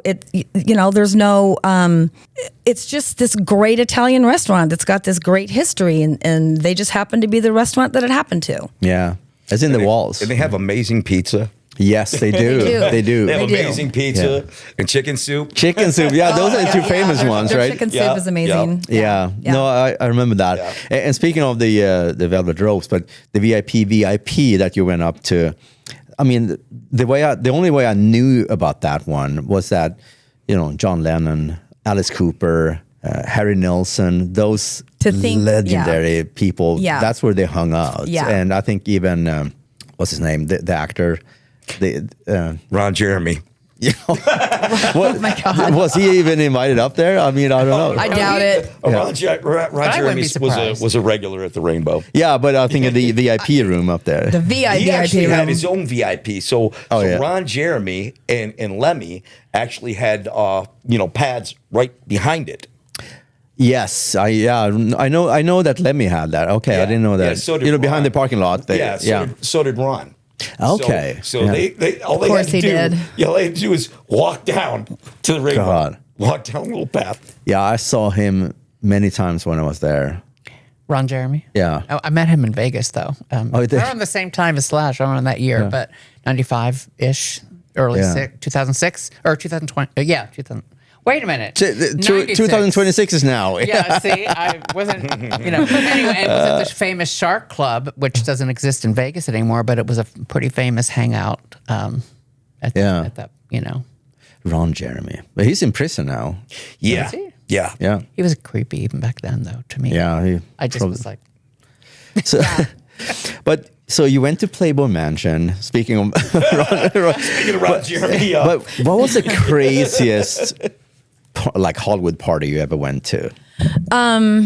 That was probably pretty many, amazing. yeah. That was pretty amazing. I would say the craziest one was probably at Billy Idol's house. Okay. Yeah.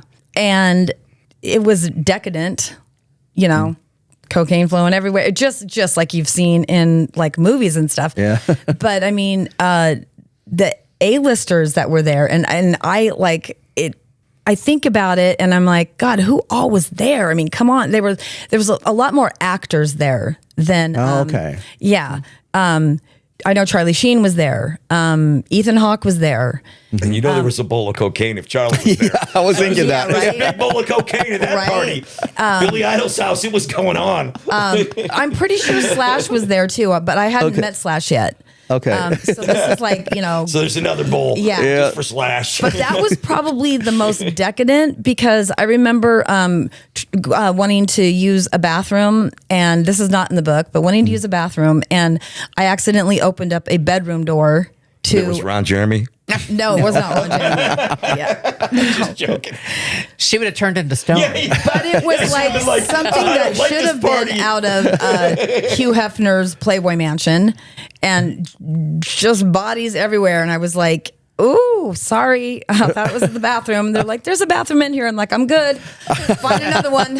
Find another one. Over here, right Find here. a corner. No. But that was the most decadent one. And I ended up spending the night at Billy's house. And Billy and I never had any kind of sexual relationship at all. And I just slept, and he got me a car the next morning. I met his son, and everybody was cleared out. And I'm like, God, when I went to bed, which was like not that long ago, there were people like laying and just everywhere. And it was all gone. It was like good. almost like, you know, one of those, you know, Like it never genie happened. moments. Yeah. Wow. Okay. Yeah, exactly. So did he have like a mansion somewhere? Oh my God. Yeah. In Beverly Hills. Okay. You know, the gates that open, just the sprawling, everything, just amazing. And it's like, God, I'm at Billy Idol's house. And I already knew him, you know what I mean? Yeah. It's like, so it's not like it's just crazy to think about it. Yeah.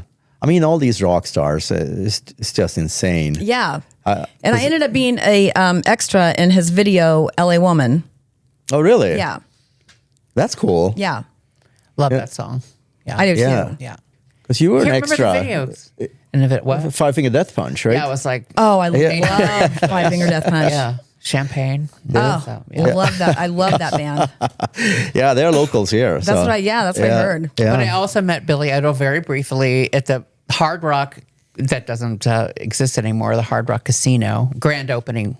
It was like 1996. So, yeah. So I went, and I got it, and you had to wait hours to get in. But Wow. Billy Idol, I remember he had these really cool blue sunglasses. Yes. And he was just sitting at the bar, the circle bar, but he was just with everyone else. And he's shorter than you think. Well, he was on a bar stool, Okay. so that was good. But but still, I just remember being so nice.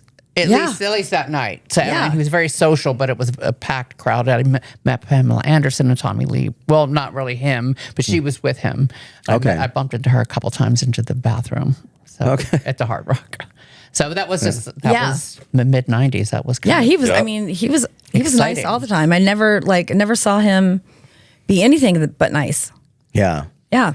So with all these drugs so did you see even like were people like drunk like growing up in Sweden? A lot of people were just like super drunk and like obnoxious. Everybody was too high to be drunk. Yeah. Well, that was what I was thinking. Cocaine back guess, then yeah. was keeping everybody pretty Although sober at Slash the end of the managed night. to like be drunk and high at the same time all the time. Yeah. So what about the Metallica guys? Did you ever meet them? I never met the Metallica guys. No, Yeah. that was like before me. Yeah, right. Yeah. But here's a cool story about Metallica and Jeff. So when the bass player died, Dokken, they were doing the, and like I said, I didn't know them yet. They were doing the Monsters of Rock tour, and they wanted Jeff to replace the bass player in Metallica. Wow. Yes. And all of Dokken's people. This is big news here. Yeah. All of Dokken's Yeah. people. It is. Yeah. I mean, all of Dokken's people were like, oh no, Dokken's going to be way bigger than Metallica, because Metallica was opening for Dokken in the Monsters of Rock. They're like, no, we're not going to break this band up. Metallica, we're not going to break this band up. They're not going to do anything. And Jeff is, and some people don't know this. Jeff is a headbanger. I mean, you see him on stage and you know that.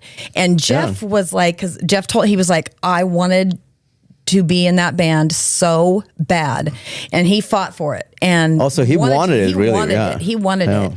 But you know, contracts and everything, you know, whatever, it didn't, you know, it never happened, but they wanted him and he wanted it. And so imagine that. Yeah. You know, exactly. That's huge. Yeah. Metallica. I know, right? And I mean, honestly, I thought Dokken, I was a big fan of Dokken. I still am. And during that time, I got Kill 'Em All. I got Ride the Lightning from Metallica. I'm like, these guys are not even close to Dokken. And then they just... well, you know, 'cause they had the rough sound coming out. Yeah, you know? right. And they're like, we're never going to change. Yeah, that's right. Yeah. We're never going to change, you know, and it just, you know, technology, you know, just wasn't, you know, they were raw sounding. Yeah. You know, they sounded like they came right out of the basement. And they were pretty boys, you know? Yeah. Yeah. And they were fat, and they played fast and heavy, you know? Yeah. I saw them with Ozzy, Master of Puppets. Oh, okay, 86. Wow. Yeah. My favorite album. Yeah, that's a good one. Yeah. And I remember it's crazy because back then, you know, I saw them in Detroit, and Pine Knob, it's a suburb, but you know, people were actually leaving and saying that they just want to go see Metallica. They didn't want to see Ozzy. Oh, wow. They left right after. You know, they left right after. So that was never. crazy. It was like, you know, you fools, you know. Yeah. The only 2 times in my life I have left before the headliner. It was Trivium was headlining and Arch Enemy were opening, and I left after Arch Enemy. The second time was Five Finger Death Punch and Breaking Benjamin. Oh, okay. But they had a co-headline, so Five Finger played before Breaking Benjamin, and I like, okay, I'm done. I love Five Finger. Oh, you do? Oh, I love them. I think, I love them. The only concert I've ever left was Bon Jovi. Really? Yeah. That was the only one I've ever left. Was that later in their career? No, it was earlier. It's like in the just middle of their set, or before they here's start? the thing. I only liked the early stuff. You know, they didn't play. They weren't playing any of the early stuff, and I was just like, I'm gonna leave. Done. Yeah. Wow. Yeah, I saw the Slippery When Wet tour, and that was absolutely amazing. Amazing. Yeah, in Amazing. Stockholm. I've never seen Bon Jovi live, you know, but like I don't want to now. But but in their prime. Yeah. Oh my Yeah. God. Yeah. Have you seen some of you know, I don't want to be controversial here, but you know, Bon Jovi's voice is just not there. Yes. Yeah, he had surgery actually. Yeah, and it's bad. Yeah. I showed Lisa 5 different clips of the special he did with Tony Robbins, and it's hard. It's hard to watch. It's hard to watch a guy that is that great of a performer on stage struggle as hard as he is struggling to sing those songs. Yeah. And But it's too bad. I mean, it's age, right? We know a lot of. Yeah. We have talked about a couple of singers today, and they're not doing as well as they did back in the day, obviously. Right. So there are only a few. Well, too bad. Dee Snider now. I was is, just gonna say because Dee Snider. Yeah. You know, but he's going out on top. Yeah, he does. Yeah, and he's still going out on top. And then Sebastian. Yeah. You know, I think he is probably the only and best choice they could have had for Twisted Sister. I think it's an awesome choice, and it gives Sebastian a chance to be in that light again. Yeah. You know, so I think it's gonna be a great thing. But if somebody told you 30, if somebody told you 30 years ago that, guess what, Sebastian Bach is going to replace Dee I would have been like, what? Yeah, right. No. Right. Right. But now it's like, you know, with what you got to pick from, it's like, oh wait, he'd be a great replacement. That'd work. Yeah, that's true. Yeah. That's true. Now it's right there. So you have the book coming out this spring, and you're working on a second one soon as well. She is. So what about if it would be a movie from this book, who would you cast to play you? Who would you want to cast? Well, So your okay, daughter? listen. Listen, there is. I mean, my first choice, honestly, would, if I had my choice, would be my daughter. Because she's an actress, she's an amazing singer, she's an amazing dancer. She's going to do the audio for the book. Oh, okay. Oh, Yeah, nice. she's gonna She's record great, the audio and book. she looks exactly like, even Stevie has like commented before. Lisa, it's like looking at you at 19, at 18. Oh yeah, they're yeah. identical, and she's so talented. I mean, Yeah. hey, here's the thing: her daughter can sing, she can dance. I mean, she is amazing. She is a standout. In every sense of the word. Modeling, and she just chose not to. Yeah. Okay. Do you think she would? Oh, she would. If to play me, she'd be like, she definitely would. And she's got, she's kind of got my attitude too. She'd be like, I can do you better than you. Watch me. But That sounds like you. You're better than a book. Right, exactly. But that's who I would pick. I don't know who I'm not familiar enough with some of the younger actresses around here who would play me as an adult. If I was, but I wouldn't be an adult. Would you in the have movie. like a? I guess you'd have to have like a teen version of you, but then. But see, she can. She can that. play. She looks so young. She could play 14 to 28 if she for real. Oh, okay. They could dress. Yeah. They could doll her up more, and you know what I mean. Yeah. Yeah, she just could. Absolutely. Is that kind of one of the goals? To have a movie made out of this book? Well, we would love to have a movie or a limited series on Hulu or Netflix or something. Yeah. 4 or 6 episodes. Yes, exactly. Right. I could see it too. Yeah. And I think you are the guy who can make it happen as well. Hey, if there's a will, there's a way. Yeah, because you make things happen. I know Right. that. Yeah. Yeah, There's and a then will, just to there's a way. have like all those songs back in the day to be represented again, it would be it would kind of like, it would make rock music relevant again, because I mean there's so many different songs that mean so much to me back then, so many different bands, it's not all Motley Crue. Yeah. The first chapter, yes. Yeah. But there's so many bands that I would love to just make relevant again. I think the one obstacle, I don't want to be a Debbie Downer here, but would be the licensing for. Oh Yeah. It may have to be different songs that sound like. Right. Yeah. Sounds similar. Oh, you're but talking has to about be like a for soundtrack. copyright. I mean, Dawn gave me permission to use anything a Dokken. Oh yeah. Yeah, because Because I don't need anyone else's. She talked to the Don. the Dawn. The Dawn, yes. Like a mafioso. Yes, yeah. That's why the chapters are named after the song Dokken title. songs, Yeah. except for chapter 7, which is Rainbow in the Dark. Dio. Yeah. Yeah. That's so cool. So, I'm going to ask this. So you wrote about how the experiences shaped you as a person you are today. So, what lessons did the rock world teach you that stay with you the most? Well, I think the people that I met really is what shaped me. You know what I mean? Lessons that I learned, like Billy Idol.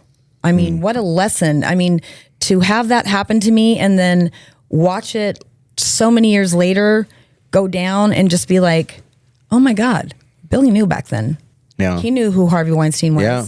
And and then just it kind of made me okay with not being a rock star myself, which I always thought I was going to be.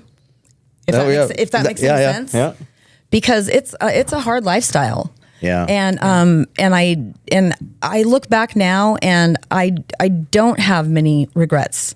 Yeah. Where before I was just heartbroken. It was like, oh my God, I went to Hollywood and I got married, I did all this stuff, but none of my dreams came true, which isn't true. I mean, so that's how it really shaped me as a person. So if you lived your life again, would you do the same? Live your life the same way as you did? There's probably a few things that I would do different. Yeah, well, there's some stuff I would do different. I would have listened to Janie. I would have listened to Dawn. I would have listened to Blas. I would have not had the affair with Mick, 100%. And that's like my biggest regret looking back in my life. That is what I regret the most. So, yeah. But other than that, you know what? I sowed my wild oats. I lived life, and I didn't catch anything. I didn't compromise myself, and I have a book to write about. You know, so I don't regret a lot of that stuff. I really don't. I don't think you Everyone that should. she was with, she picked. Yeah. Yeah, right. Yeah. Yeah, exactly. And I mean, there are probably millions of young women who would love to have experienced what you have experienced. Yes, and I say, you can't do it now. It's not the same. It's not the same. No, that's Right. true. That's true. Yeah, I literally felt like, without, boasting or whatever, I really felt like I picked them, not the other way around. So you In were a way. a tough cookie. Yeah. Yeah. I was. I didn't And I'm sure you got a lot of respect from them at that time because most of the women, who were the more groupie type, which you weren't, but Right. they're all yes, anything. Right. But in fact, and there's very few that were Yeah. Yeah. headstrong. And be Yes, like, yeah. no, I demand this. You come to me. Exactly. You bring if you want. Buy me a drink. Come over and ask me. Yeah. You demanded that respect, which not too many women would. Do I that at did, that time, and I even don't, and I now. don't know why. I just wanted to. Well, she also modeled herself off of old Hollywood. Yeah. Yeah. Okay. Interesting. So okay. that's a good part of the backstory. Yeah. Is she modeled herself off Rita Hayworth, Yeah. Marilyn Monroe. Judy Garland, even Judy though a lot of Garland. them had things happen to them, especially Marilyn Monroe, but Judy Garland is she's my hero. She had she really is. I love her. I love everything about her. She had a horrible life, but she didn't compromise herself the way some of the actresses back then did. She got compromised. Yeah. She was given drugs. She was given, something to wake up, something to go to sleep. It's interesting, but maybe that's why. Not about addiction, but Right. like how obviously the first. Back then when you've never done you never done pills, so it was given to you. They probably want to control her. 100%. And so this is a way they could. Just Yeah. even nowadays, Yeah. here, Yeah. here, have a Absolutely. drink. Then we shut the hell up or whatever. Right. Yeah. Interesting. Yeah. But that's 'cause Yeah, she was exactly. even at a young age. She Yeah. was very Yes, as a young teenager. very alpha, like in a way, Yeah. But isn't that like also kind of a testament of you that you were so respected, that you stood up for yourself? And if you were not respected, you would not have been invited to all these things either. Yeah. Yeah. And I didn't really think about it back then because, you still get shit talked about you, even if because people make assumptions. And are envious. Yeah. But people make assumptions, but it's like, I stopped caring about what people's assumptions were because, I knew. Yeah. Didn't matter. And back then, as we were talking earlier, you didn't have the internet. Right. What you had Yes. is rock magazines. Yes. Yeah. Okay. And, one of the things that had bothered her is that she had made all these rock magazines and they weren't good stories. Well, no, yeah. They were at first, but when what happened with Mick, I was not shed in a good light. And that was, and I wish that I could have just I wish somebody would have interviewed me instead of just putting a headline and putting my picture across from Mick and, coming up with their own story. I take ownership for that. I made the decisions. That was all me. But I really wish that, because he's given high fives.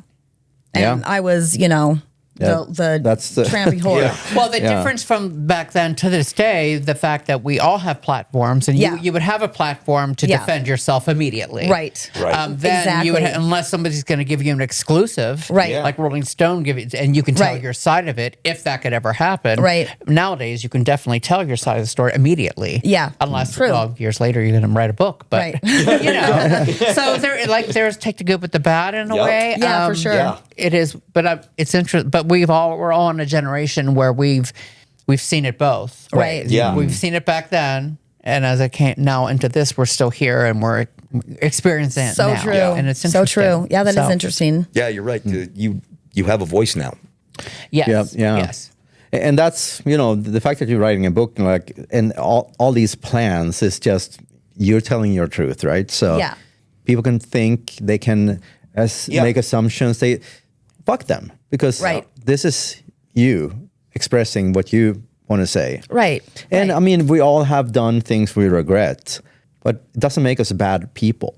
Right. Yeah. I mean, there's, yes, exactly. You said it perfectly. We all have skeletons in our closet. We all have, done things that we wish that we wouldn't have done. And I just happened to write a book about mine. Yeah. But it's not a book about Dokken.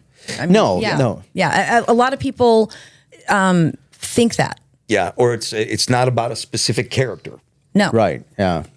No. It's about a lot of characters. That's an important piece, because it's a fire on sunset. So it's about the what red you hair, the red hair. Yeah. Right. That's true. That's how it got. There you go. That's how we came to call it Fire on Sunset. Oh, that's why. Yes. Okay. Yeah. And you were a fire coming in there. It was fire. Yeah. Fire coming in. Fire. Smoke leaving. Fire coming in and smoke leaving. Yeah. No, I mean, like I said, growing up in Sweden and seeing all this. But so was it any of the moments, I can just imagine maybe Playboy Mansion, but like, this is so surreal, right? So experiences. Yeah. Or Billy Idol. Yeah. The plane ride. Which one? The one with Michael Wagner. Oh yeah. Okay, yeah.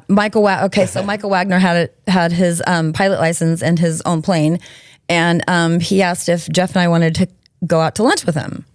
Sure. So we get in the car and we drive over to the Van Nuys Airport. Yeah. And I'm like, oh, they must have a really cool restaurant here. So they do actually. They do actually. Yeah. They do. And we get out of the car and we walk over to this hangar where Michael Wagner's plane is. Now, I am not a fan of these little tiny planes. I'd never been on one before, but I knew I wasn't a fan. So we flew to Big Bear, and and we had Jeff and Mike were in the front seats. He's driving the plane, and then all of a sudden, Jeff gets to take over flying, and I'm just going, wait a minute. What? No. Have you seen him drive? No. And I'm just like, going, God, pray to God, just have this land. And so that was crazy. And I was like, did you know we were doing this before we went? Because you acted like you didn't know what was happening. He said, oh yeah, I knew. Oh, so it was. Yeah. And him taking over how terrifying. What if you hit a bird? Yeah, right. Yeah. That's but it's just like, it is. It's like you're going to lunch and you fly to Big Bear and spend the afternoon there and then come back and bam. It could have been a Buddy Holly story. Exactly. Yeah. Exactly. And Michael Wagner. Do you know who that is? I don't. He's a very famous producer. Okay. Yeah, he has done tons of yeah. exceptional albums. So he's German. Yeah, he's German. Yeah. Yeah. Wagner. So with the book now, so what do you hope that the readers take away from this book? I hope that they understand like my point of view, and I hope they see it as I hope they look at it as a young teenager that just has all of these dreams, and to some people they're not important dreams, and I'm not saying that they were important dreams either, but I mean, a lot of them came true. Mm-hmm. And I hope that they just take the youthfulness out of it, just going for it. You know what I mean? Mm-hmm. And just like all the experiences, and not read. I don't want people to like read too much into it and be like too serious about it. You know what I'm saying? This is just a young girl who loved rock and roll music and ended up being a part of it like she always wanted to, maybe not exactly how she wanted, but had some dreams come true, and not all good, not all bad, and that's what it was. Nothing too incredibly deep, but just something that they enjoyed reading and would recommend it to somebody. Yeah. And I would be. It's incredibly entertaining. It's so easy to read. I mean, like you said, it's not like a 400-page book. No, we wanted to do that on purpose. Yeah, that was something that we did purposely. Yeah, we wanted it to be a nice, easy read. Could read it on a plane flight. and where the reader could just imagine they were her. Yeah. Living that life. Right. And experiencing all these things, with her. Yeah. And, in the end, at the end, there's redemption. True. There's wisdom. Yeah. There's life. There's life knowledge, Yeah. And, it's just a crazy life lived that I believe that story really needed to come out. I agree 100%. I'm so happy you guys made it happen. And I am too. It's kind of like surreal. Yeah, I am too. Yeah. And if you would pick, I know the chapters are Dokken songs, and one Dio song, but if you had to pick one song that would be kind of the soundtrack of your life? Probably be the song I wrote, Fire and Sunset. But anyway, one song. Just Got Lucky. I would, I wanted to call the book Just Got Lucky. Yeah. Okay, yeah. But the publisher said, when you Google Just Got Lucky, the first thing that comes up is Dokken. Yeah. So we kind of wanted to, but that's what I wanted to call. Even though we had permission from George to use that. Okay. Yeah. It wouldn't have worked out because you would have been under at the bottom of the search. There's just too much other stuff. Yeah. Well, it's a good thing you did that research and listened to that advice because, it's so easy to be kind of buried in the internet, right? Right. Yeah. Right. But pretty much that would be the song I would choose that would be my theme song. Yeah. For that time. And Jeff wrote that with George, right? Just Got Lucky? Well, Dawn wrote that song. Oh, officially. Yeah, okay. But Jeff wrote the song with George. Officially, Don Dokken wrote the song. You. No. Yeah. But yes. Oh, yeah, okay. But Dawn and Jeff and George. Yeah. Sorry, Dawn. Controversy. I'm not wimping out on that one. Yeah. No, it's been such an honor to have you here. And thank you. You guys, first off, you don't live here in Las Vegas, so the fact that you took time when you're here, that's something we really appreciate. Well, I appreciate you wanting to have us on here. Yeah, Absolutely. and the first interview, the first one for the book. Yeah. Yes. And your first anniversary. It's my first, our. Well, a Talkfest anniversary. Talkfest anniversary. Yeah. So, give everyone the information how they can pre-order and everything. Right now, say it again. Fire on Sunset 1 at gmail.com. We'll put the link below, and we'll also have it right here on the. But it will be available on all platforms. We had a few hiccups with the release date because we wanted it to be perfect. And if they got one little thing wrong, we were nitpicky, which we should be. Yeah, that's what you have to do. Yeah. And your daughter's gonna record the audiobook. Yes. So will the audio come out simultaneously? Well, you know more about that than I do because you already did a book. No. Same with my book. I did the audio book on my book, and no, it didn't come out simultaneously. It could be a little later. Okay. The other versions will come out first, and usually takes about 6 months to get all that together. Okay. Right. Yeah. Because we want it done right. Even when I went into the recording studio. I recorded it all myself. We want to do it with her daughter. Speaking the script. So of course. Yeah. And also the last thing I want to mention is so at the end of the book you have Children of the Night. The yes. And Ronnie James Dio's, right? Yes. Yeah. Yes. And also we didn't touch on this, but bulimia and anorexia. Right. Yeah. So that is something. So you have information about that, so that people can reach out. Yep. Yeah. Absolutely. So that's important as well.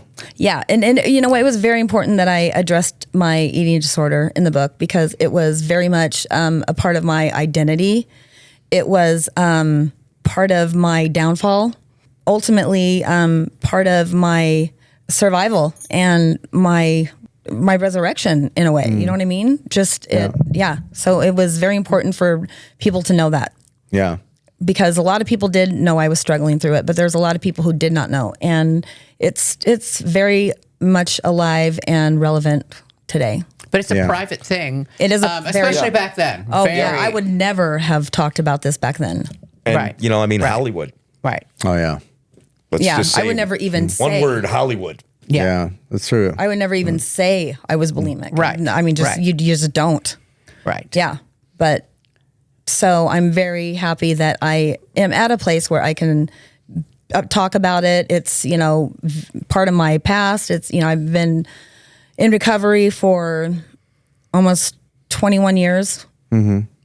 And I'm sure some people that will be reading the book will, they probably are going through it very privately, and it might give them some insight. I hope so. Yeah. I And hope some so. hope. That was one of the things that we did want. Yeah. 'Cause we were Yeah, there hoping is help to there's- get. Yeah, Yeah. and Yes. that's why we Yeah. provided all the information. That's wonderful. Yeah. Yeah, that's a good thing. And I mean, you have met so many great people, so many people you can trust so deeply. You met some people that really fucked you over, to be candid. Yeah. But at the same time, you have built such a important family, so to speak. I did. Yeah. I did. And, even seeing Don after all these years, it was just like, I just seen him, Yeah. Yeah, it And was like, George, yeah. it was great because, I wasn't sure what to expect, and they were just amazing. Yeah. Well, Kind of full like, circle. Kind of like closure For in a real. way. Yeah. It really was. You know, It really yeah. was. Yeah. Yeah. It really was. It's nice when you can actually do that. With some people you can't. It's too late. Yeah. You may Yeah. not even want to. You- Right. Well, right, Yeah. right. Yeah. But closure is important. Well, thank you so Thank much you, for your time. guys. This It's has been been a amazing. pleasure. Mine too. Thank you. Thank you. It's so wonderful to hear it from you and from you. And Thank and you, we'll be Shay. able to, everybody in the world will be able to read this very soon. Yeah. Yes, you will. So you said all platforms, so it's going to be Amazon, obviously, and all. Yeah, it's good. I'm excited. And I Same too. expect a signed copy. 100. So. Absolutely. Absolutely. Okay, that was it. So Lisa Pilson, Christopher DeVon, the book Fire on Sunset that comes out spring 2026. Rockstars and Hollywood Scars. Yep. Yeah. Until next time, we'll catch you on the flip side. Yeah.